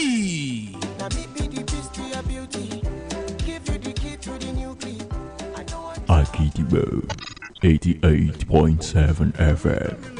ṣe ti gbọ́ òwì tèmi lè ṣe ti gbọ́ ó lè wá dìbò dọ̀la o kò dẹjọ́ ó lè wá dìbò dọ̀la o kò dẹjọ́ ká máa fi ohun tí ò dákọ̀ ẹ̀yọ̀kan ó lè kọ́ ọmọlàkejì kó kàn ní sẹ́ẹ̀. ẹtùlẹ̀ aládé bá pa ò lọ́jọ́ kan tó ń sáré kú lọ nàgbọ́nàgbọ́n ó déwájú lẹ́ẹ̀kùn ó kígbe ẹgbà mi ò kọ́ládé má pa mí kọ́ládé bá pa mí ò wà lẹ́yìn ìgbà pàgbàrà wọn pàgbà. Yeah, you're welcome back. This is still the HAMZAT studios of Agidiro 88.7 FM, the People's Parliament Shokanwa special, of course, with Dr. Oriyomi HAMZAT joining us live from the United Kingdom. Well, yeah, Honorable Speaker, we were discussing. I pushed on a question to Comrade Femi Balala. Let me put the same to you as well. How did we get to this point? Ìbéèrè tí ó lágbára ní pé bó láti débi ajẹ́ máa ka adébí torí pé àní àfojúsùn adébí torí pé àní ìlépa tó dára adébí torí pé àní àfọkànsí adébí torí pé alẹ́mi àti fìyàjẹni adébí torí pé ìmọ̀tara ẹni nìkan adébí torí pé àlóye ọjọ́ iwájú adébí torí pé àní àwọn adarí tó láfojúsùn láti mú ayédẹrùn fáwọn èèyàn bá a ti débìrì adé nítorí pé àwa náà àárí ìrànjọ́ ọ̀la ara ta wa adé nítorí pé àwa náà ń fìyà jẹra wa nítorí pé olórí fìyà jẹ wa adé nítorí pé kò sẹ́ni tó ní ẹ̀mí àti ìpinnu àti ṣe rere ìdí tá a fi dé gbogbo bí tá a dé rè kábà wò pé kí ni oògùn bí tá a dé yìí oògùn ẹ̀ náà ni wípé. ṣáà ti recognize pa adé. a ti mọ̀ ipa adé bẹ́ẹ̀. are we aware of the fact that we are here? Yes, sir. finally adébí nítorí pé ibi tá a deserve la wà yìí. ẹ máa gbọ́. Okay. If you look at it critically ẹ rí i pé ibi tá a deserve náà ni because there are some things that are self-inflicted. Honorable Speaker, please let me come back to you. Doctor, I need you to do this. Why do you think this is what Nigerians deserve? We'll come back to the Honorable Speaker. Why do you think this is what Nigerian people decide? Aráàlú èbó iná wà lẹ́nu NPC. Nigerians ni wọ́n. ọmọ ìlú bo ni. ọmọ Nàìjíríà náà ni. ọmọ ìlú wo làárẹ̀ wa. ọmọ Nàìjíríà náà ni wọ́n. àwọn ministers ọmọ ìlú bo ni wọ́n. Nàìjíríà náà ni wọ́n. àwọn gómìnà tí wọ́n ní kí wọ́n máa sanwó fún àwọn local government ọmọ gbowó wọn tó da wuyewuye ọmọ ìlú bo ni. Nàìjíríà ni wọ́n.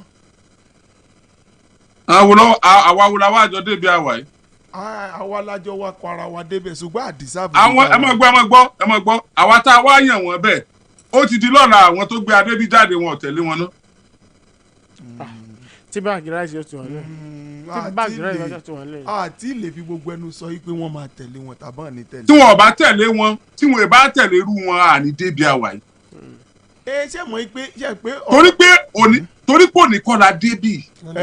torí pé òní kọ́ la débì. Yes. I think that's one thing we all can agree on. The problem is not now. Òní kọ́ la sì ti ń kígbe. Irú gbé táwa sì ń ké yìí ẹni tí bá ń ké aláṣejù ni mọ̀ ọ́ dà.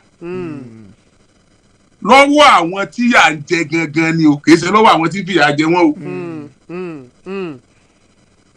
Torí pé ìgbàgbọ́ wa ni pé wọn è bájọba jà wọn è gbójọba lẹ́nu ṣé bẹ́ẹ̀ ṣe jókòó lórí ètò yìí ṣé ẹ̀ tí ì dá láṣejù ni. Bẹ́ẹ̀ bá débi tí ẹ dé bí wọ́n ṣe ń pa yín lẹ́hùn bẹ́ẹ̀ bá lọ tán ọ̀pọ̀lọpọ̀ ń bú yín lẹ́yìn ìpàṣẹjù wa pọ̀. Kì í ṣe torí ìkankan làṣejù wa fi pọ̀ torí pé a ti gbà pé ibi tá a wà yìí kò sọgbọ́n tá a dà kú òun bẹ́ẹ̀ a dẹ̀ ti ń lo ayé wa lọ bẹ́ẹ̀ pé bá ṣe máa lò lọ́nu. Honourable Speaker láàárọ̀ ìkí tó wọlé ètò sókàn wá mo ń bi èèyàn kan bíi pé ẹ dákun ibo wọn ti ń jẹnẹrétì iná ti yín ná tọrọ yín èrí báyìí wí. Ẹ wá sọ fún mi sà gbogbo àwọn tó ń jó lórí Nàìjíríà àwọn tó ń jẹ́ ministers wa àwọn tó ń jẹ́ governors wa àwọn wo ni ọmọ lọ sí àwọn ìlú tí náà òun ti ṣẹ́jú yẹn ṣáájú àkókò yìí. Ṣé ọpọlọ orí tiwa lọ́wọ́ pé débi ká mọ̀ wípé ìyà yẹn ó kọ̀ǹtínú nídìí epo rọ̀bì ni àbí tá a bá tó lẹ́nu NNPC tá a bá tó ní rìfánárì tiwa. Ṣé àwa làwọn gbé jù débi pé àwọn tó wà nípò yẹn gan ọmọ wípé ojú tì ní pé Dangote dá rìfánárì ní Nàìjíríà ò ti lè dá ẹyọ kan tún ṣe nínú gbogbo rìfánárì tiwa. Ṣé àwọn ọ̀wọ́ aláròjinlẹ̀ débi pé wọ́n mọ̀ wípé owó tá a jẹ àwọn tí wọ́n la jẹ àwọn lówó yẹn kìí sàwọn yẹn gan la jẹ lówó àwọn kan ló fẹ́ pín láàrin ara wọn tí wọ́n sì mọ̀ wípé láì jẹ́ pé ara ni mẹ̀kúnnù owó yẹn ò ní débẹ̀ débi pé àwọn olùta àwọn pín. Nígbà tí nǹkan ti ṣẹlẹ̀ Nàìjíríà ẹ dá mi lóhùn sà èwo ni ò jẹ́ wípé orí mẹ̀kúnnù la gbé padà wá kó tó di pa sọ́ọ̀fẹ̀ there is never any problem in Nigeria tá à ní padà dá padà sí downtrodden àwọn ni wọ́n sanwó ẹ̀ bó ń jẹ́ wọ́n àórí wa ní ọ̀kọ̀ọ̀kan ta àwa lájìyà rẹ̀ gbépo wọn àwa lájìyà rẹ̀ bí gáàsì wọn àwa lájìyà rẹ̀ bí Nàìjíríà jẹ gbèsè wọ́n fowó lé nǹkan fún wa ni tí wọ́n fi re owó yẹn jọ ìgbà tí wọ́n bá sì ya owó yẹn effect ẹ̀ ò ní hàn lára mẹ̀kúnnù àwa níbi tó yẹ ká wà pọ̀ yìí.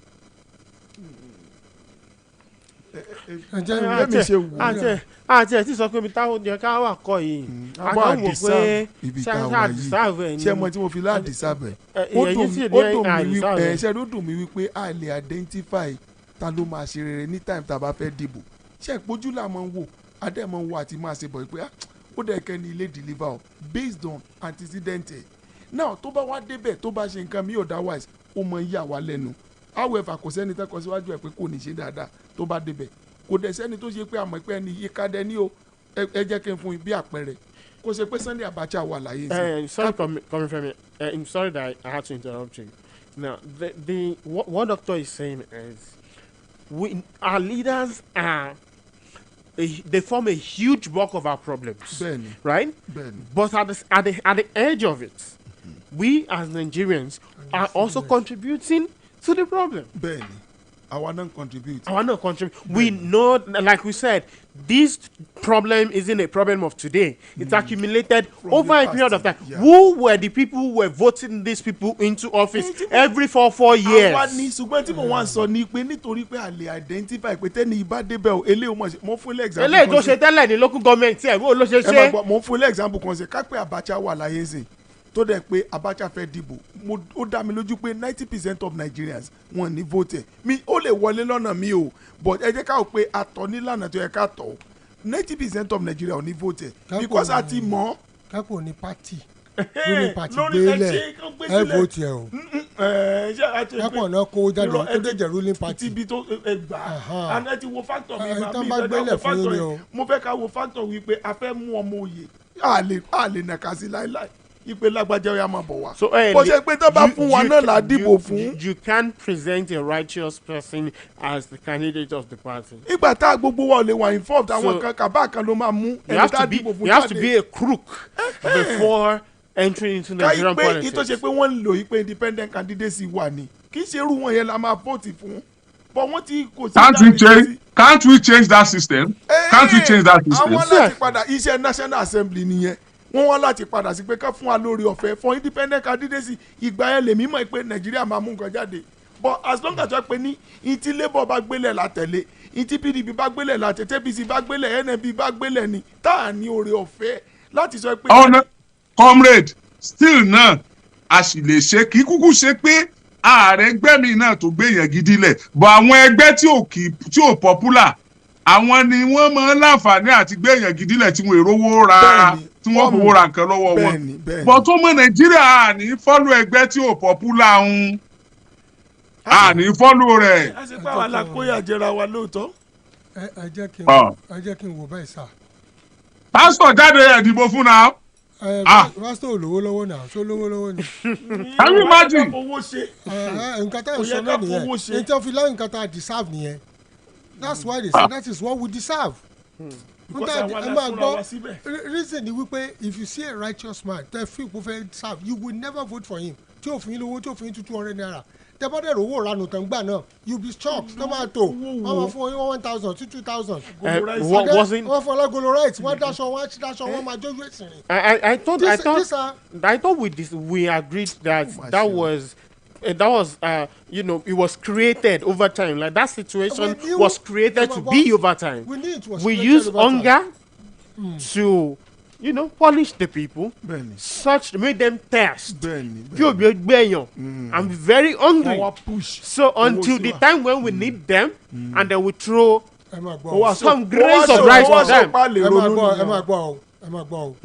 A lot of times our leaders our leaders are the product of our society. bẹ́ẹ̀ni. àríwá náà ti jáde náà. bẹ́ẹ̀ni. àmọ́ wọn kan tó jáde náà. so gbẹ̀tà bá fọwọ́ ara wa fàyàn kan lẹ̀ pé ẹni tá a fà á lẹ́ni honourable àdúgbò wa rè tó dẹ̀ sálọ mọ́ wa lọ́wọ́ tí ò ṣe kankan whose fault ẹni tó sálọ ní abẹ́rẹ́ tó yàn wọ́n bẹ́ẹ̀. ẹni tó yàn yàn. No, it's the fault of the system. So system. It would be the fault of the system. Who is the system? The system. We are involved in the system. We are the one operating the system. Now wọ́n kó wá sádùúgbò wa ní ìsìn wọ́n bẹ̀rẹ̀ sí ha wo ẹ̀dẹ̀ wọn pé jìbìtì ni bàbá ìyá oní kìíní ni. No bàbá kọ́ wọn ọmọ yahoo. ọdún àkọ́wọ́dé you now prefer such a person to go and represent you, that's one. Number two ó ní wípé ṣẹ́rí rot yẹn ó ti accumulate over time. ṣẹ́rí ibi tó wá ti jẹ́ pé àwọn tó jẹ́ leader of the party ṣe ń gbọ́ àwọn money bags ni Harris tó ṣẹ̀ṣẹ̀ tí Biden ṣẹ̀ṣẹ̀ èèyàn tó ṣẹ̀ṣẹ̀ convention ní Democrat within 2 hours tó ṣe kíní tán ẹ mọ iye àwọn tó dáwó fún ṣé àwọn tá a bá lọ mí tí ẹgbẹ́ nìsín à ń retí owó ni kì í ṣe pé a fẹ́ contribute so ẹni tó yẹ pé ló ń bọ yín fún candidate à ń retí owó ni candidate náà ló máa ń jẹ gbèsè. Kamala Harris donation went 210% higher the very same day Joe Biden stepped down and endorsed that. ẹ máa gbọ́ that's kind of launching tá a sọ launching ti yín launching pé jẹ́ fún ẹ lówó tó bá ti débẹ̀ ó dá padà fún mi ní investment ní launching tiwa is an investment. investment ni o investment àwọn aráàlú òyìnbó tó ń ṣe. báwo ni Kamala Harris ń ẹ tó da gbogbo ẹrú ẹ Ọbásanjọ́ tó da gbogbo ẹrú. Ọbásanjọ́ ló di pé tó bá ti di gómìnà ti di leader party. nígbà tẹ̀sẹ̀ náwó sí Fẹ́mi mo ṣe ń bẹ Fẹ́mi lẹ́fẹ́ mi lọ́gbẹ̀rù. nígbà bá ti di leader party tó bá ti di gómìnà di leader party. the leader of the party. people are no more contributing to the party. ẹ̀yin lókùn tẹ́ mọ fund ẹ̀. today ẹ lọ sí any state chairman party tí o bá ti cooperate pẹ̀lú gómìnà ó lọ́njọ́ kejì. bẹ́ẹ̀ni wọ́n á yọ. So what are we talking about? ẹ wàá lè sọ pé Ọbásanjọ́ ṣé ẹ mọ tí mo fi ní kí n sọ Ọbásanjọ́ irọ́ ẹ mọ tó jẹ́ sọ pé kí n sọ Ọbásanjọ́ tí Ọbásanjọ́ bá ṣe yẹn nínú pátì rẹ̀ táwọn pátì mi bá wù otherwise nǹkan. no àwọn tó wà ní àwọn tó jẹ́ ruling party olólè president yẹn. olólè template yẹn. ìtumọ̀ sọ pé táwọn míì tán jẹ́ other party tán bá wọlé they can do otherwise. torí kò lè wọlé wọ́n ti rí president wọ́n ti rí template tẹ́nìkan filẹ̀. tọ́jà rí pé ó wà favourable to them. ó wà favourable to them. nítorí pé ìfọ́ fún human being àdèmọ́ characteristics. ọ̀rẹ́ àmọ́dé nìsín mo wá bá yín wọ́ọ̀dù mi mo náwó fún yín ẹ̀ ń jàmàlà ẹ̀ ń jẹ kínní ẹ̀ ń jẹ ẹran ẹ̀ ń jẹ gbogbo ẹ̀ everyday ṣé ọ̀run ló ti wá ni. no ṣé subsidy ni àbí. àpòyìn lẹ ti mú fọdà Christmas tí n bá wọlé tán màá máa wù rẹ́rìn fún fẹ́sà owó yẹn wọ́n kọ̀ọ̀kan lé. this is the problem to some of the problems that we have. they will recoup their money. ẹ máa gbọ́ èmi lérò pé ẹ jẹ́ ká ṣe kinní kan tó bá ṣe wí pé regulation bá wà láti INEC pé whoever candidate tó bá máa jáde ó gbọ́dọ̀ ná ju iye báyìí lọ. ṣé kò sí ni. there are. It's in the Electoral Act. It's just in the minimum. Even in the US, even in other countries as well, there is a cap on how much. The Electoral Act.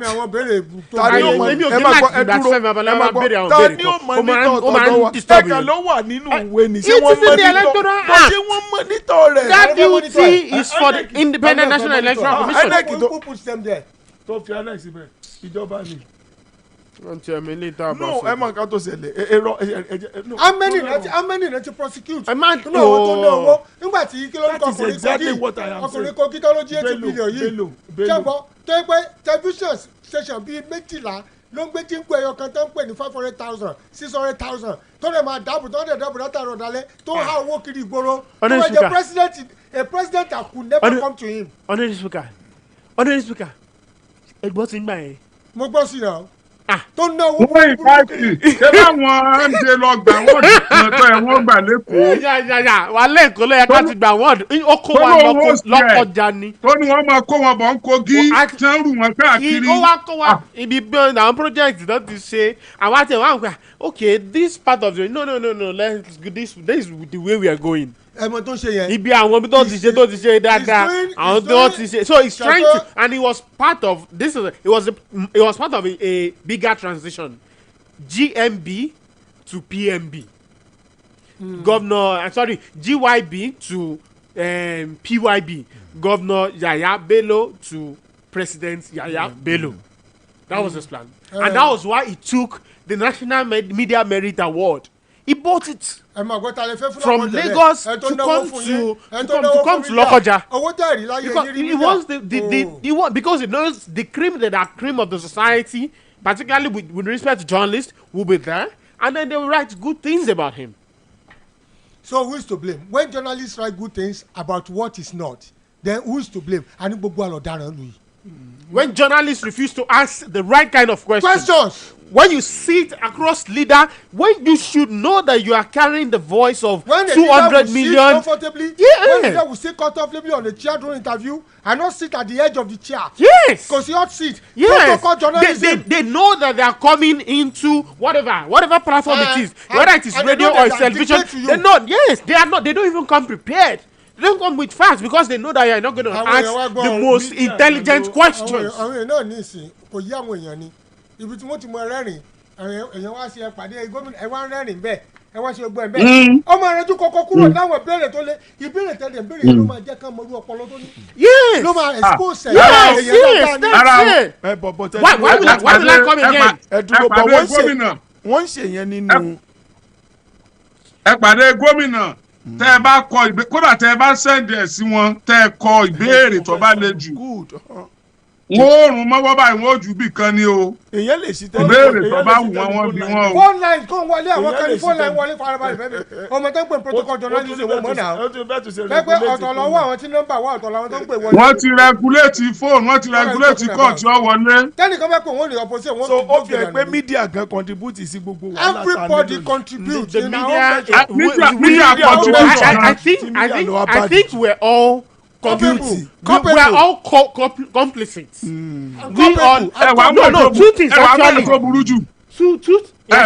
ètò burú jù ní ti àwọn aráàlú tí èsè mídíà ìwọ tó ọmọ ẹ̀pọ̀ náà rẹ ò dáa tẹ́ tẹ́ẹ̀rí gómìnà bá ń ṣe tẹ́ẹ̀rí náà tẹ́ẹ̀rí omi tẹ́ẹ̀ ń jìyà tí wọn ò má dẹ̀hùn ṣẹ tí mọ́tò gómìnà wa kọjá ládùúgbò yìí jọ kan ọgbọ́nẹ̀ tẹ wá bẹ̀rẹ̀ sí ní pàtẹ́wọ́ tẹ̀ ń jó tí kọmíṣánná ládùúgbò yìí ẹ̀rẹ́pù yín tí ò ṣe kankan tó ládùúgbò yín tẹ wá ń jó tẹ̀ kí káàbọ̀ ẹ̀kẹ́ báwo ló ṣe fẹ́ mọ̀ para nìyí àtìgbà tí ẹnẹ́ẹ̀kì ti fún ní certificate of return báyìí kò tí padà dé constituency ọwọ́ àlọ́ lẹ́ẹ̀kan ẹ̀wá bẹ́ẹ̀ sí ní lẹ́yìn jó dẹ̀ lẹ́yìn iṣẹ́ tí ọmọ rédíò dá yìí. irú community yẹn gan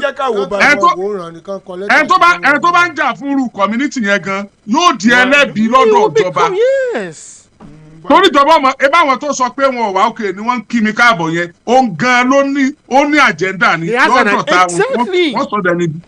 bọ̀ ẹ jẹ́ ká wò lápá bí èèyàn ò lè anyway apology to àwọn èèyàn nílé èèyàn ò lè bá dìtàn pátápátá bóyá tí o bá ṣe transformer bóyá oníbò míì tó ti wúlò fún un understand transformer no ó lè láìpẹ́ fún ṣe kó ní can I tell you something if you don't know where you're going èyàn ní mọ they will take you to where they want you. bẹ́ẹ̀ ni bọ́ sẹ́mo ẹ pé tí wọ́n kankan mọ bọ ibi tẹ̀ lọ. ẹ pọ́n mọ sọ̀rọ̀ kan wọ́n làwọn ò lè ṣe gbogbo ẹ̀ tán. ní kò ṣe gbogbo ẹ̀ tán Fẹ́mi. wọ́n lè tó bá wà vital bẹ́ẹ̀ làwọn máa ṣe Fẹ́mi ti gbowó ìjọba. Fẹ́mi ti gbowó. wọ́n lè tó bá wà vital làwọn máa ṣe àwọn àmọ́ bá ṣe di báyìí ètò wà vital. ìwàpò rẹ tá a bá dé ta. ṣebí ìjọba tó wà lórí ipò tí wọ́n lọ wó ṣọ́ọ̀bù ọjà kan tí wọ́n lé wọn kúrò ńbẹ̀ ibi tí gbogbo èèyàn ti ń tajà tí wọ́n fún èèyàn kan nítorí pọ́jẹ́ pàdé wọn nínú ìjọba tí ìjọba wá dérú ọjà wọn bẹ́ẹ̀ bá lè kú bẹ́ẹ̀ lè tí sójà ọlọ́pàá ò jẹ́ ráàyè dọ́dọ̀ rẹ̀ láti fẹ̀hónú yín hàn ẹ tilẹ̀kùn ṣọ́ọ̀bù yìí ẹ mọ̀ wọ́jà ńjọ́ náà ẹ jọ́ mọ̀ pé òun ò lérò lẹ́yìn. kẹ́nìkan kó mọ́ pàdé ẹ̀. ẹ mọ̀ pàdé ẹ̀ náà ṣùgbọ́n ẹ̀ tún lọ má sọ ẹ tún jó pàdé ẹ ni. no àwọn tó wá sọ fún àwọn tó fún lówó ni o wọ́n ràn fún wọn ni o. no lára wọn tí ń tajà ń bẹ̀ yẹn náà ó tún gbaṣọ bẹ́ẹ̀ náà ó tún jó pàdé ẹ. bẹ́ẹ̀ ni wọ́n gbà Ankara wọ́n gbà Ankara. ó jó pàdé ẹ náà àkàrà tẹ̀ tí mi délé tí ó ti ya. èèyàn wọlé mi mo tó wá lọ jó pàdé rẹ̀ èèyàn sì kinu ìwé ilé wo tó lè kẹ́ tó gbẹ èèyàn ti sì kinu èèyàn wọlé mi mo tó wá lọ jó pàdé rẹ̀ mo wá ń pẹ́ bàbá ẹ̀ kọ́ sí. alápàdúpẹ́ Ṣàngó ni gómìnà dá yẹn ni.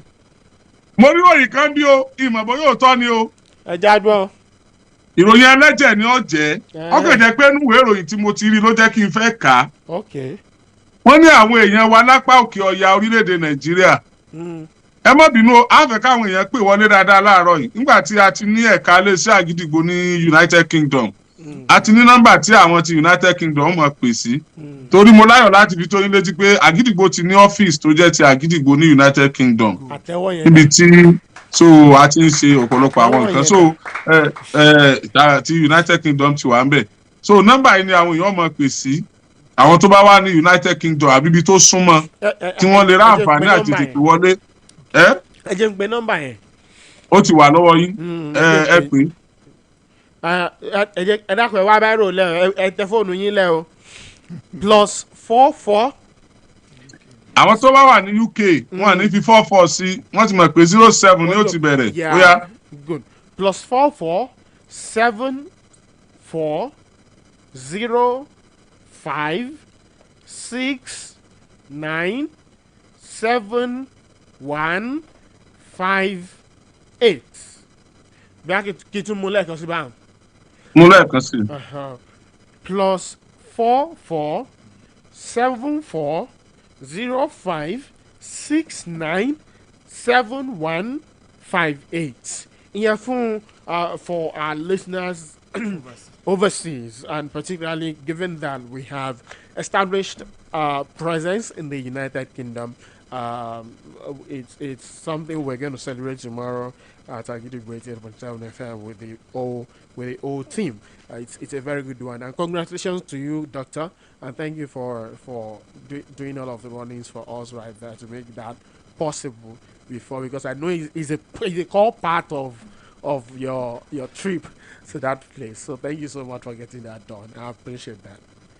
mo fẹ́ ká discuss ìbéèrè tí mo fẹ́ béèrè ìròyìn tí mo rí kó tó di pa àwọn èèyàn ti ń pè wọlé ká tó máa gbé kọ́ ẹ̀yin tẹ̀ ń gbọ́ wa ẹ pè wọlé láìpẹ́ yìí ẹ dákun ẹ jẹ́ ká discuss ìrìn yẹn tọ́lá play kìíní yẹn kẹ́ tó lè pè wọlé yes ìbéèrè ìròyìn tí mo rí ń bí ni o ẹ ń gbọ́ mi àbí kí n má kà á ni. kíkà là ń kà á. wọ́n ní àwọn èèyàn àwọn ọmọ nàìjíríà àwọn èèyàn wa lápá òkè ọya orílẹ̀-èdè nàìjíríà wọ́n ní wọ́n ń fapá jánú. kí ló ṣẹlẹ̀. wípé gbogbo àwọn ipò ńláńlá ní ẹ̀ka ètò ààbò ìní ààrẹ aṣíwájú bọ́lá ahmed tinubu ti ń kó wá sí apá ọ̀dọ̀ yorùbá mọ́ ibo nǹkankan pé àwọn ìyẹn wa àwọn fúlàní nǹkankan níbẹ̀ yẹn pé wọ́n wá ń sọ pé ààrẹ fi síbì kan ààrẹ fi ibì kan. ẹ̀rọ lọ́hùn ara mi sì dùn mẹ́wù. ẹ jẹ́ kí mi mú sọ báyìí. ọ̀rọ̀ irọ́ mọ̀ ìsọ̀rọ̀ mọ̀ ìsọ̀rọ̀ lọ́sọ̀ ṣe ọbẹ̀ fẹ́mi ẹ̀ mọ̀ sọ̀ kankan o. torí ẹ̀ mọ̀ sọ̀ yìí kàfẹ́ da yín ayé o. buhari ṣé wọ́n rí ròyìn yẹn ni ṣé wọ́n rí ròyìn ni. ó wà bí ìgbà tí buhari wà ń bẹ̀. àwọn málàmú kankan ló kó síbẹ̀. máa fa gbogbo àwọn tó. máa fa fẹ́dà fẹ́mi lọ́lẹ̀ o. mo like story yìí. ṣé wọ́n sọ bẹ́ẹ̀ lóòótọ́ ni ìròyìn ẹlẹ́jẹ̀ ni o. ó wà ní pépà torí pé ìran wọn làwọn náà kó bẹ̀ ń gbà tí wọ́n bẹ̀. Fẹ́mi sọ̀rọ̀ àwọn ìran wọn wàhálà máa rí ẹ̀wọ̀n bá lè létí wọn fẹ́ jẹ́ ọ̀sùn láyìn nǹkan tí mo dàrú. múni.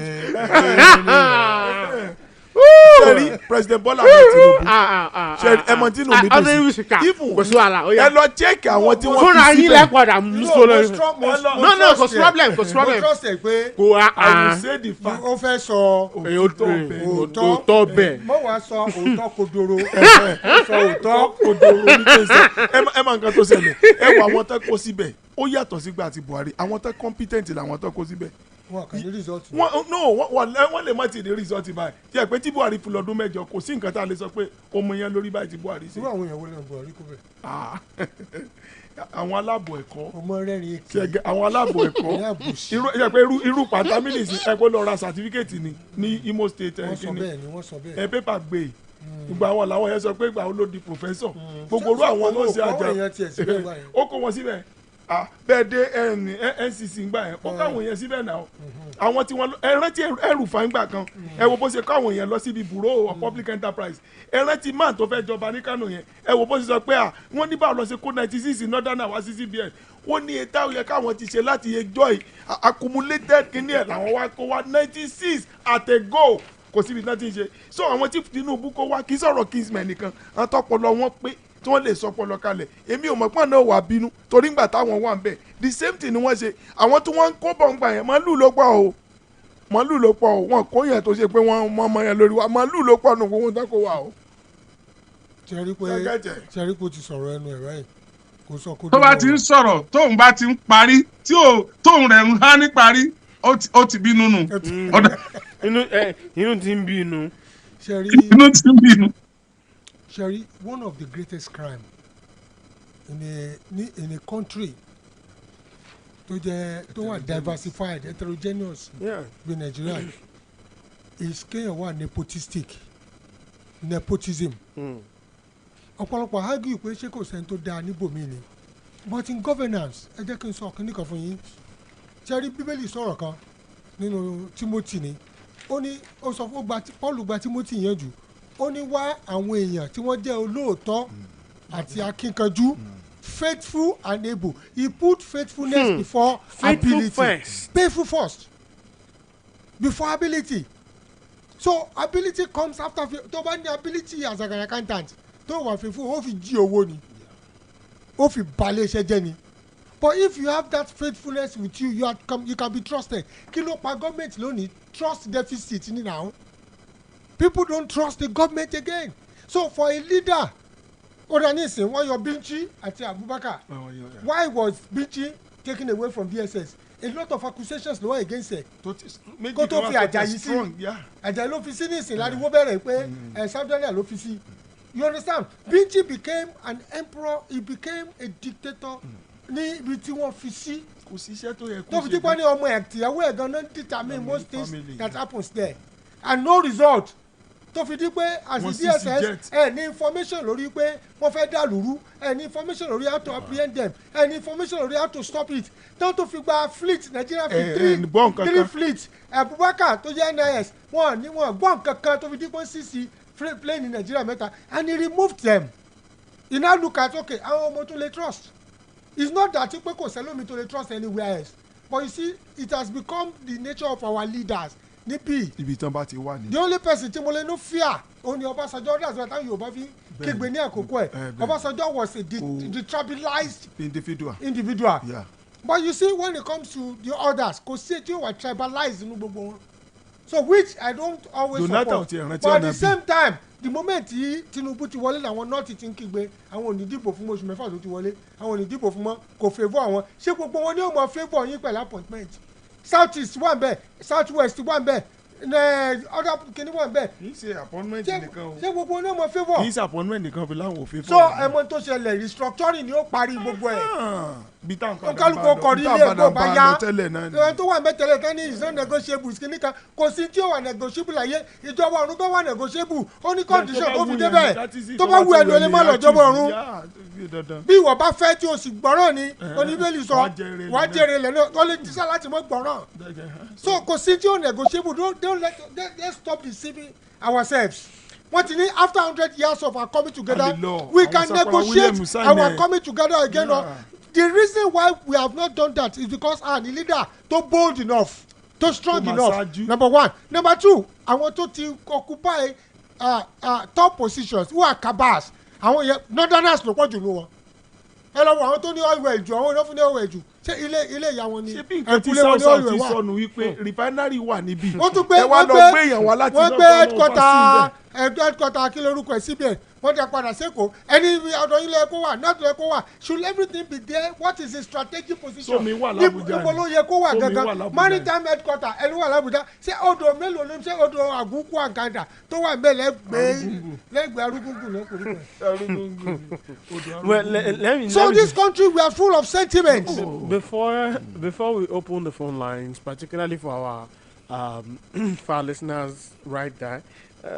Let me add that all of this new wave of criticism for the president. I'll make use of Southeast, I'll make use of Southwest, I'll make use of the people who are technocrats. Ìgbà náà lẹ́yìn náà tí wọ́n ń kígbe pé kíní ọgbọ́n tó jẹ́ service chief Buhari. All the service chiefs of Buhari. Who are the service chiefs? Honestly, that was the point I'm coming to.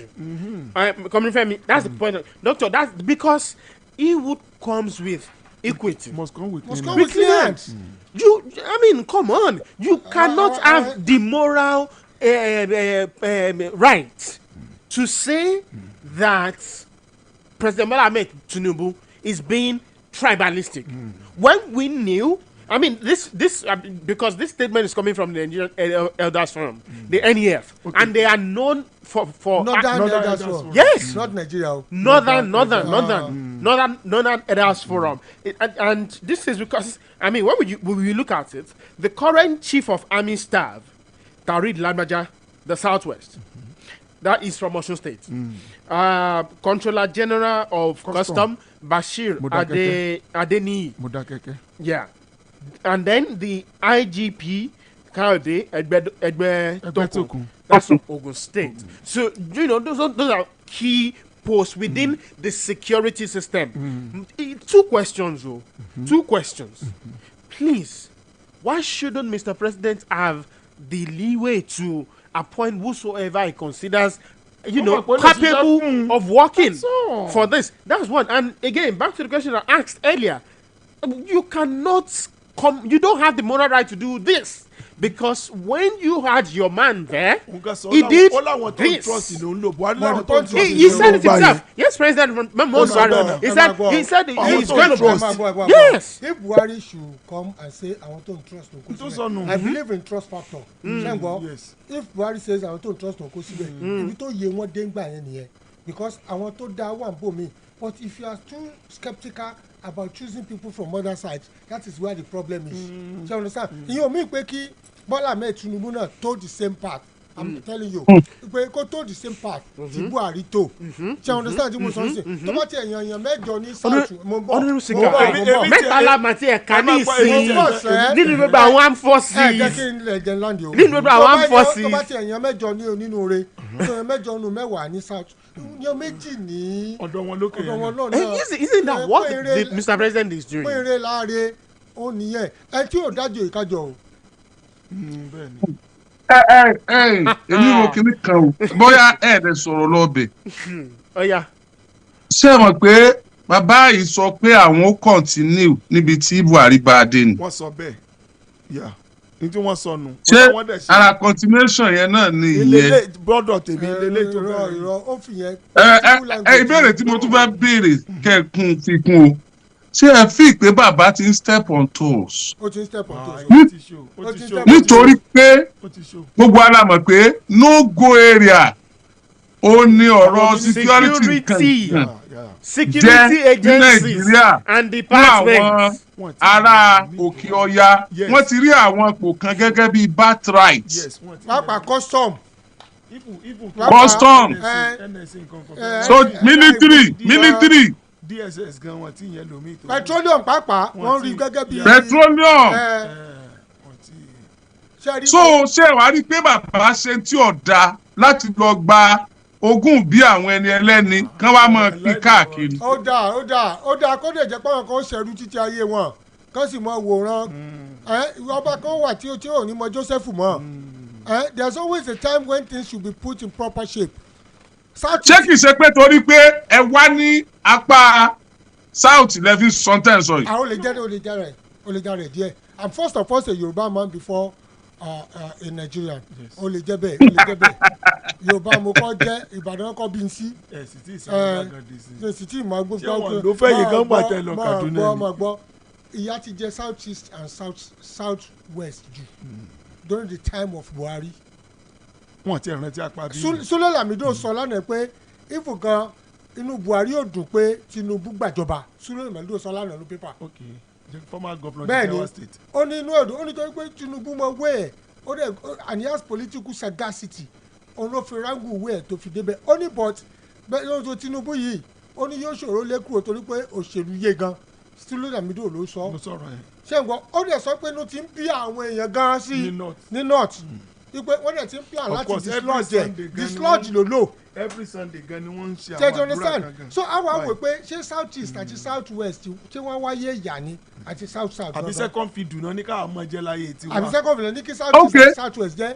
Okay, is Nigeria the same Nigeria tó bá di pé wọ́n yànyàn sípò tí wọn ò wo bó ṣe capable mọ́ tó jẹ́ pé ibi tó ti wá ìlókù tí wọ́n ń wò wípé region eléyìí ni o kì í sara wa o kì í sara wa o tí bàbá bá ti wá. kò yẹ ká máa wo ibi tó ti wá o ṣùgbọ́n ẹ jẹ́ ń wò báyìí láti ọ̀dọ̀ ti yín ilẹ̀ haúsá ni chairman ti wá ní tiwọn Fẹ́mi wá láti south mo wá rí i pé ó ṣeé ṣe kí chairman gbàbọ̀dé fún mi láti ilẹ̀ haúsá ṣùgbọ́n Fẹ́mi ipá mi ka ó sì lè gbòǹdì ẹ wò chairman ó lọ́n tiẹ̀ ni o Fẹ́mi lèmi ò mọ̀ torí pé mo lè mójútó yóò sì gbọ́rọ̀ sí mi lẹ́nu báwo mo ti máa wá ń jọba tí màá mú àwọn tí ó tún mọ̀ ṣe pàdé lẹ́yìn pàdé.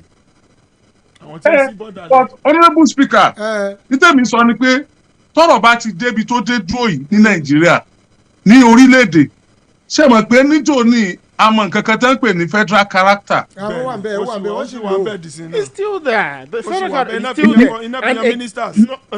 No, I don't believe it's there. Mi ò believe pé wà ń bẹ̀. iná fi yan ministers.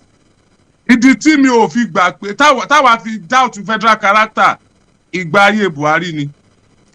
máa yẹn da gbogbo ẹrú gbà tó máa dé ntí ẹ mọ ni. ó ṣe normal regime o ẹ mọ̀jà máa lo as a case study o ẹ mọ̀jà lo gbàyìn as a case study. bí pé yẹn sípò lọ́mọ ní ẹ̀yẹ́ it's not a right template kò ń ṣe normal government. okay kò ṣe normal government. 8 years mani. 8 years of anomalies. ọdún mẹ́jọ àti pé kò sí. impunity at its best. So federal character wa altered seriously that time. Disrupted, destroyed, battered. So we can judge. Okay. Mutilated. Okay. Ṣé ẹ mọ̀ pé ìdí wà tí òfin fi faramọ́ federal character mo rò pé fún ìṣọ̀kan náà ni ìdúróṣinṣin orílẹ̀-èdè Nàìjíríà ká lè wà lẹ́yọ̀kan. Now tó bá ti wá di pé wọ́n yẹ̀yàn sípò a mọ̀ pé genius lẹ́nu ó lè bá wa ṣiṣẹ́ yìí tá a rí náà rí n tó lè ṣe fórílẹ̀-èdè mọ́ tó jẹ́ pé n tó kù tá a rí ni pé ẹ̀yà báyìí ló ti wá ẹ̀yà báyìí ló ti wá. Fi pé nǹkan ti dàrú débi kákúkú wò pé. ìtò paris lọ́jọ́ rìn náà nìyẹn. ìtò paris lọ́jọ́ rìn náà ní tí kálukú fi padà lé wọn náà nìyẹn. This country is so complex. It's extremely complex. Bẹ́ẹ̀ ṣe eré ẹ̀ ṣeré o. Bẹ́ẹ̀ ṣe eré ẹ̀ ṣeré o. Ẹ̀dọ̀tẹ́ you lose Nigeria o. Ẹ̀dọ̀tẹ́ you lose ní ọ̀rọ̀ Nigeria. Because if this allegation is going to come, it does not seem to have any merit here. And I'll tell you why. Now, we're talking about security agencies, the top security agencies.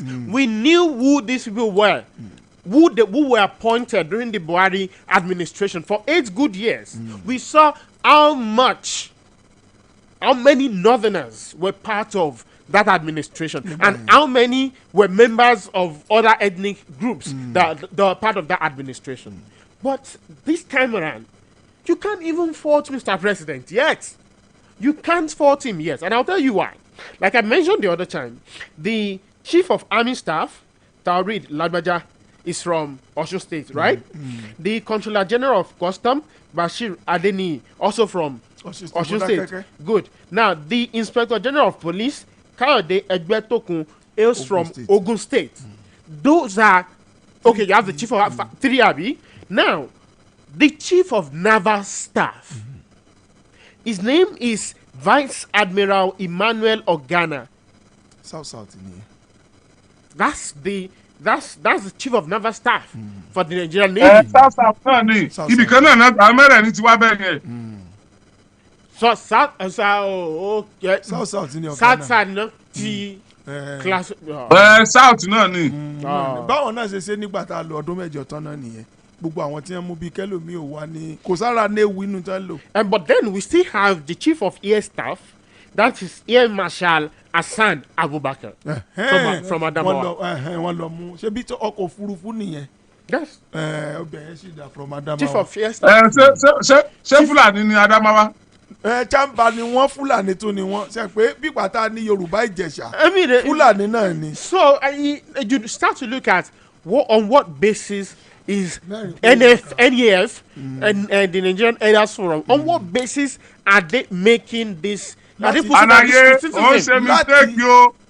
say mistake yo. They are not Nigerian Elders Forum. Elders Forum. Etí mò ń tà láti sọ ni pé nígbà yẹn gan. Northern Elders Forum. Gbàrà tí Ọbásanjọ́ kúrò níbẹ̀ ẹ dárúkọ even within NNPC mi rò bóyá àwọn South ti yẹ bá a take care gan nígbà tó Ọbásanjọ́ wà ń bẹ Ọbaṣẹ́kí ló wà mẹ́ngbà yẹn ìgbà tán kúrò tán tí àwọn yòókù gbà ó dà pé north ti mú GMD NNPC kò dẹ̀ sẹ́ni tó ever question wọn. ṣé bọ́mọ̀ Ìjẹ̀bú ni Kyari àbí. no irọ́ o èwo náà Kyari ṣé ti rán sọ ṣé Kyari ti rán sọ ni àbí ṣé Kyari ti rán sọ àbí. Àkúrẹ́ ni sẹ́. ọmọ Oǹdó ni Kyari o. wọ́n fi ọ́ síbi tí gbogbo epo ẹ̀mí Nàìjíríà wà lẹ́yìn. Honourable Speaker. Ọmọ Oǹdó ni Kyari o. Kyari ni Àkúrẹ́ láti ló ti wá ìyá rẹ̀ ṣe rí ìyá rẹ̀ Ìkàrí àkókò ni. Àṣẹ àṣìwò. Gẹ́tì ẹ̀ Ìkàrí àkókò ni ìyá rẹ̀ ti wá. Bàbá rẹ̀ tó wá jẹ́ Oǹdó ẹ̀gì. Oǹdó ni ọmọ Oǹdó ni Kyari. Ibi tẹ́bi Nàìjíríà wà. Ẹ sì lẹ́ẹ̀jọyè ẹ máa ká ìṣòkè mọ gbogbo ibi tó wà. Ìsí cherry one thing ni pé abẹ́ni lórí. Òun fẹ́ kán múdà kọjá lórí òun. Why? Again, to be honest, because abẹ́ni lórí òfẹ́ kán múdà kọjá lórí òun. They are coming out. Tẹ bá dẹ̀ bẹ̀rí lórí ọmọdé lọ́rùn ni ọmọ wo. Nǹkan tán sọ yẹn ń dùn wọn gan o. They are stating this because they know how beneficial it would be if it were to be. Yeah, these positions are. Ọ̀rọ̀ bíjì yẹn ń dùn wọn gan tí wọ́n mú kúrò. Mo rò bí bíjì ń ṣiṣẹ́ kan fún wọn. And they know how protective the Fulani herdsmen and the Boko Haram will be. And other related criminal activities. Other related kind of organizations. ẹ wo bàtà wọn ṣe ṣíàìtì ló jáde lábújá jóni tí wọ́n dà lóru ẹ gbọ́n kankan pa wọn náà a dẹ̀ ní intelligence ó yẹ kí rìpọ́ọ̀tì jáde pé nǹkan bẹ́ẹ̀ máa. Please let me read out the phone numbers again, Johnny. +447405697158. Yeah. Hello. Hello. Good morning. Hello. Hello. Good morning. Wow. Hello. Oya play kini una Ọlọ́run fẹ́ wo pé wọlé láì tí play kini. Ló ṣe mọ́ dúró. Kú ìgbádùn ètò yìí àkókò ti tó faraàlú láti dá sétò torí òun aráàlú làgídìgbò ṣùgbọ́n ẹ má gbàgbé o ẹ jẹ́ á gbọ́rọ̀ wa kalẹ̀ nílànà tí ò ní ṣàkóbá fún lè ṣe rédíò àgídìgbò. Yeah. Okay, we're back now. Hello, good morning. Hello. Okay. Àwọn wọ́n mọ̀ ń jára wọn ni. So ìpènjára wọn ni ẹ. Ẹ̀lú ẹ káàárọ̀. Ìgbé tí wọlé o, ẹ̀lú ẹ káàárọ̀ sà. Good morning, sir. Káàárọ̀ tí dáadáa ni ẹ kú ẹ̀ẹ́dẹ̀kùnrin sí United Kingdom sir. Yes sir. Orúkọ tèmi ni Kamadi Adétúnjí Kamadi Ọ̀rọ̀túndé. From láti bọ́ sà. Láti bọ́ sà. Láti Manchester ni sir. Okay, Manchester. Okay sir. Okay sir. Ẹ ra ṣe kú gọ́mẹ̀tà sir. Yes sir. Yes sir. Mo kí ọ̀pọ̀ lórí ètò Ọlọ́run á jẹ́ kí Nàìjíríà kó dá lágbára tán. Àmín. Nínú àṣà ànúwà mo kí ní kápẹ́tù rẹ̀ kí Mr. Speaker ọmọ àgbàdo yẹn Ọlọ́run ò ní pín nípa lágbára Ọlọ́run. Àmín. Ìwọ Ọlọ́run wà pẹ̀lú ìtẹ́rí ìlú bẹ́yẹ kẹ́ máa bá mount pressure lórí issue politics Nàìjíríà. So politics Nàìjíríà ẹni ní alájìyẹ wà bíbá ẹ̀ẹ́dẹ̀ ní gbogbo tó ṣẹlẹ̀. Politics Nàìjíríà too expensive, ó too expensive jù. Ó ti wà too expensive jù. Àwọn yẹn tó ló yẹ kí àwọn kọ́tẹ́ tó lára ẹ̀ based on lórí àwọn kọmíṣánná tó wà ládùúgbò. Ẹ̀kọ́ ló wọn lọ jó bá wọn, wọn lọ máa kọrin. Ibi gbogbo ló UK ìtawà yìí kò sẹ́ni bọ́dì. Ẹ̀kọ́ wọn commission kan, wọn sẹ́nitì, wọn ṣe road, wọn máa gbàlú, wọn máa dún, wọn máa ṣe commission project káàkiri. Overnight ẹ máa ti rí pàṣẹ máa da road. Nigeria too wasteful about so many things. Àwọn kan yẹn ló yẹ kẹ́ bá mójútó politics àwa gogogogogo àwọn ni problem. Ó ti wọ expensive jù so tí politics àbá ti wọ ẹ̀ka bá ti wọ discipline gbogbo àwọn tó ń ṣiṣẹ́ àwọn career officer ní everybody tó wà ministry káàkiri wọ́n ní discipline. So kò sí discipline kò sí everything ló jẹ́ kí everybody based on the monitoring aspect wá kọ̀ kún yẹn wá dẹ̀ kún yẹn jẹ́ wá sí everything ẹ̀wẹ̀ yín yẹn wò kí ni yìí ibi tí wàá yìí kí náà ní èyí náà rìn káàkiri ẹ̀wọ̀n so many things so many resources ní Nàìjíríà. But ìwọ̀n bá díẹ̀ tán níbi ìbáyìí wọ́n use wọ́n dẹ̀ wà yìí wọ́n dẹ̀ ń lò bó ṣe ẹ̀kọ́ lò wọ́n dẹ̀ ń lò wọ́n wà well organized. So ìyẹn ní ẹgbẹ́ bá wọn tó wọ́n pọ́sídìí àwọn ẹgbẹ́ wa takùn wọn ẹ bá bá ti wọn sọ̀rọ̀ pé kọ́ reduce the expenses wọn wọ́n ti wà too expensive jù wọ́n ti wà too expensive jù. Ẹ ṣe gan ni sir. So ẹ ṣe gan sa kí má bàa gbá bọ́sítà ní. Ẹ sà ẹ save àmì ẹ save nọ́mbà yìí. I save number anytime tẹ́ bá fẹ́ bá Gidigbo sọ̀rọ̀. This is our number in UK. Let me call out the number again before the next caller. +44. The next caller is here. Hello. Hello, ẹ káàárọ̀ sir. Ẹ kú àtúntò yìí o. Yes sir. Alhaji Oriyomi ẹkújọ́ mẹ́ta o. Ẹkújọ́ mẹ́ta sir. Ẹ kú àtúntò yìí o. Yes sir. Adétòrò lórúkọ mi láti Manchester. Manchester ni Arsenal wá yí sí láàárọ̀ yìí. Torí pé àwa Manchester àti bínú sí ní àlàyé. Mo ń bọ̀ ẹ fọkànbalẹ̀ mo ń bọ̀.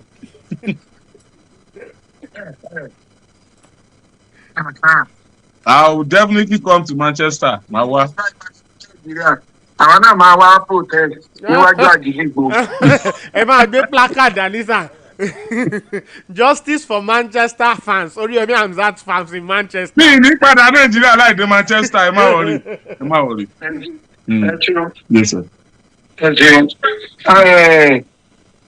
ó ṣe rí lórí ètò lẹ́nìí nǹkan tẹ́mi fẹ́ sọ òun ni nípa àwọn northerners tí wọ́n ń pariwo pé bàbá Tinubu pé àwọn èèyàn tiẹ̀ ló kó sí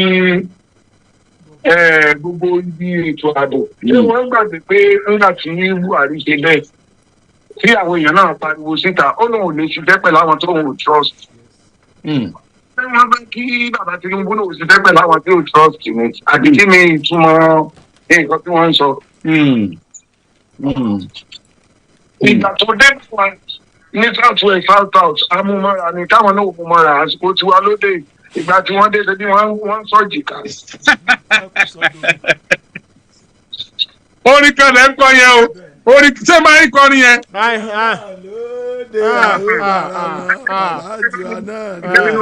tiwa náà lóde wọn ó para tiwa náà lóde wọn ó para mọ́ ìgbà títí yí ṣe ẹ̀ ń sọ jìkà tiwa náà lóde ẹ̀ ó para mọ́ orin nu ẹ ṣe gan ni. ẹ̀yin lásojú wa ẹ bá sọ fún wọn pé kí wọ́n mọ omi tútù o kí wọ́n má bínú. nígbà tí ẹ ti gbọ́ wọ́n ní kẹ́ bá a sọ fún wọn pé kí wọ́n jèbù rẹ̀ kí wọ́n má bínú o. ẹ̀lú ẹ káàárọ̀ sà. ORIYOMI HAMZAT. Yes sir. Omi ń bí mi lọ́wọ́. Another northern rẹ o. ẹ ti gbọ́ gbogbo messages tí mo sẹ́ndì mo tún sẹ́ndì ọmọ Ìbàdàn. ọ̀rọ̀ sì kẹ́wọ̀ pé ọ̀rọ̀ wà ó sì wù mí ká ráyè láti sọ. ẹ má wọrí a ríra sẹ tálẹ pé tálẹ rán Ìbàdàn. ọmọ mi wà ní Ìbàdàn staff ló wà Ìbàdàn tó ń jíṣẹ́ fún mi ó lọ sọ́fíìsì mi ló gba nọ́mbà tó tún gbà wá fún mi mo pè. ẹ má wọrí sà nígbà mo ti gbéra mi wáyé ẹ save nọ́mbà yìí tá a bá parí program ẹ kàn text mi ẹ chat mi pé ẹ̀yin ni màá pè yín padà fúnra mi màá wá rí yín. ok torí ó dùn mí gan. ẹ má bínú anyway because ọ̀rọ̀ wà. ẹ ṣe. ẹ bá a dá sétò ni. ibi tó ti kàn wọ́n náà ti sọ yẹn sá. ẹ dá sétò. ẹ gbé sọ́kàn wá. mo dá sí i ṣùgbọ́n ọ̀rọ̀ tí mo fẹ́ sọ tí n bá sọ kí ìlú má lọ dàrú ni. kó má dàrú kó má dàrú ẹjẹ́ àfilẹ̀ bẹ́ẹ̀ náà. Nigeria is just a mere geographical expression. kò sí nǹkan kan mo gbélé Haúsá. oko bàbá tó bí mi ni mo ti kọ́ Haúsá. nígbà yẹn Ọlọ́run ni kò ṣàánú wa gbogbo ìlú yẹn kò sí nǹkan kan. ṣẹlá síwájú tí ò bá ṣọ́ra tá a bá sọpọ́ọ̀tì ẹ̀ gbogbo wa ló máa fún ìlú papọ̀. otherwise ká kúkú pé Nàìjíríà kò wúlò kò sí àǹfààní tí Nàìjíríà lè ṣe. Kaduna refinery Kínníkan refinery kò jẹ́ ní gbogbo ẹ̀ kò sí nǹkan tẹ́lẹ̀ ṣe tí Haúsá bá débẹ̀ wọ́n á tó ìlú fún àwọn ọmọ ìlú wa.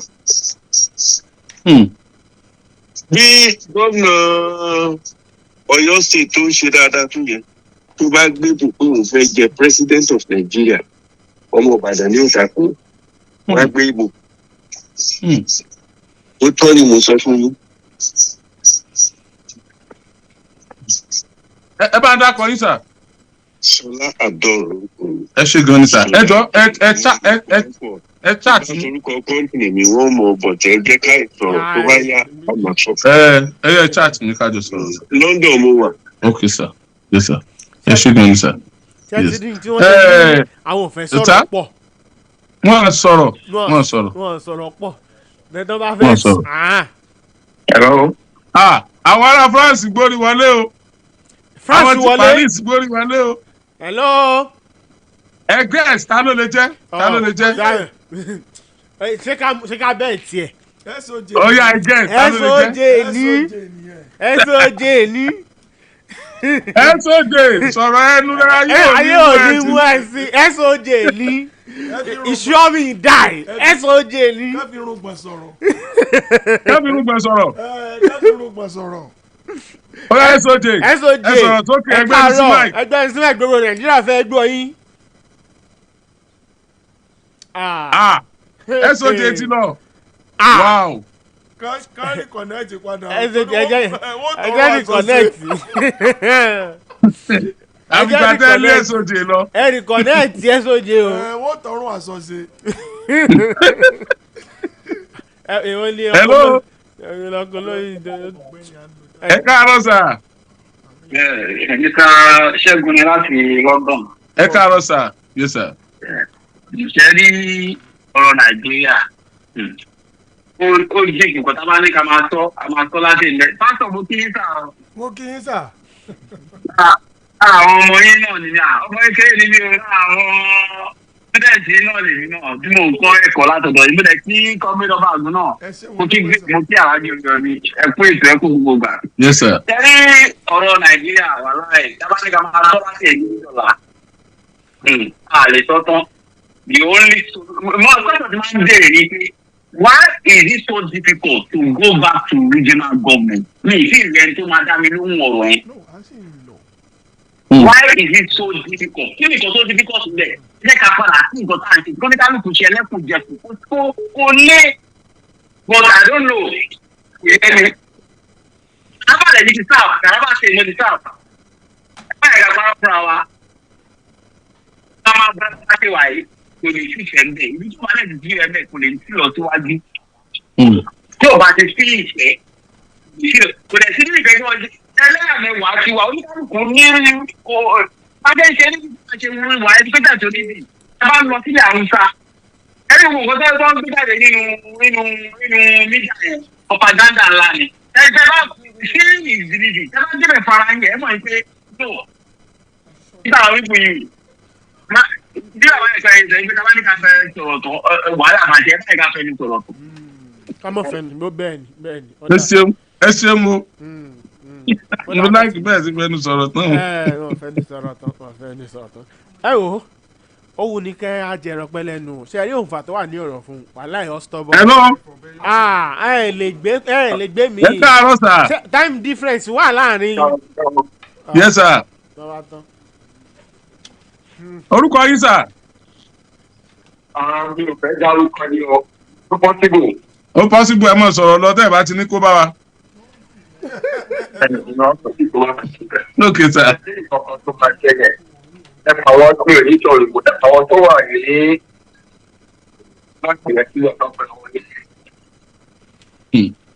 Sẹ́rí at the end of the day kàkà tó bí ọ̀jẹ̀ sì ni ẹ̀yẹ fọlọ́ sílẹ̀ nígbà tó bá máa tó fọlọ́ sílẹ̀ ìjókà yẹn ní ọdún láti lè tí wọn wà nígbà ilé kan tó máa lọ ni.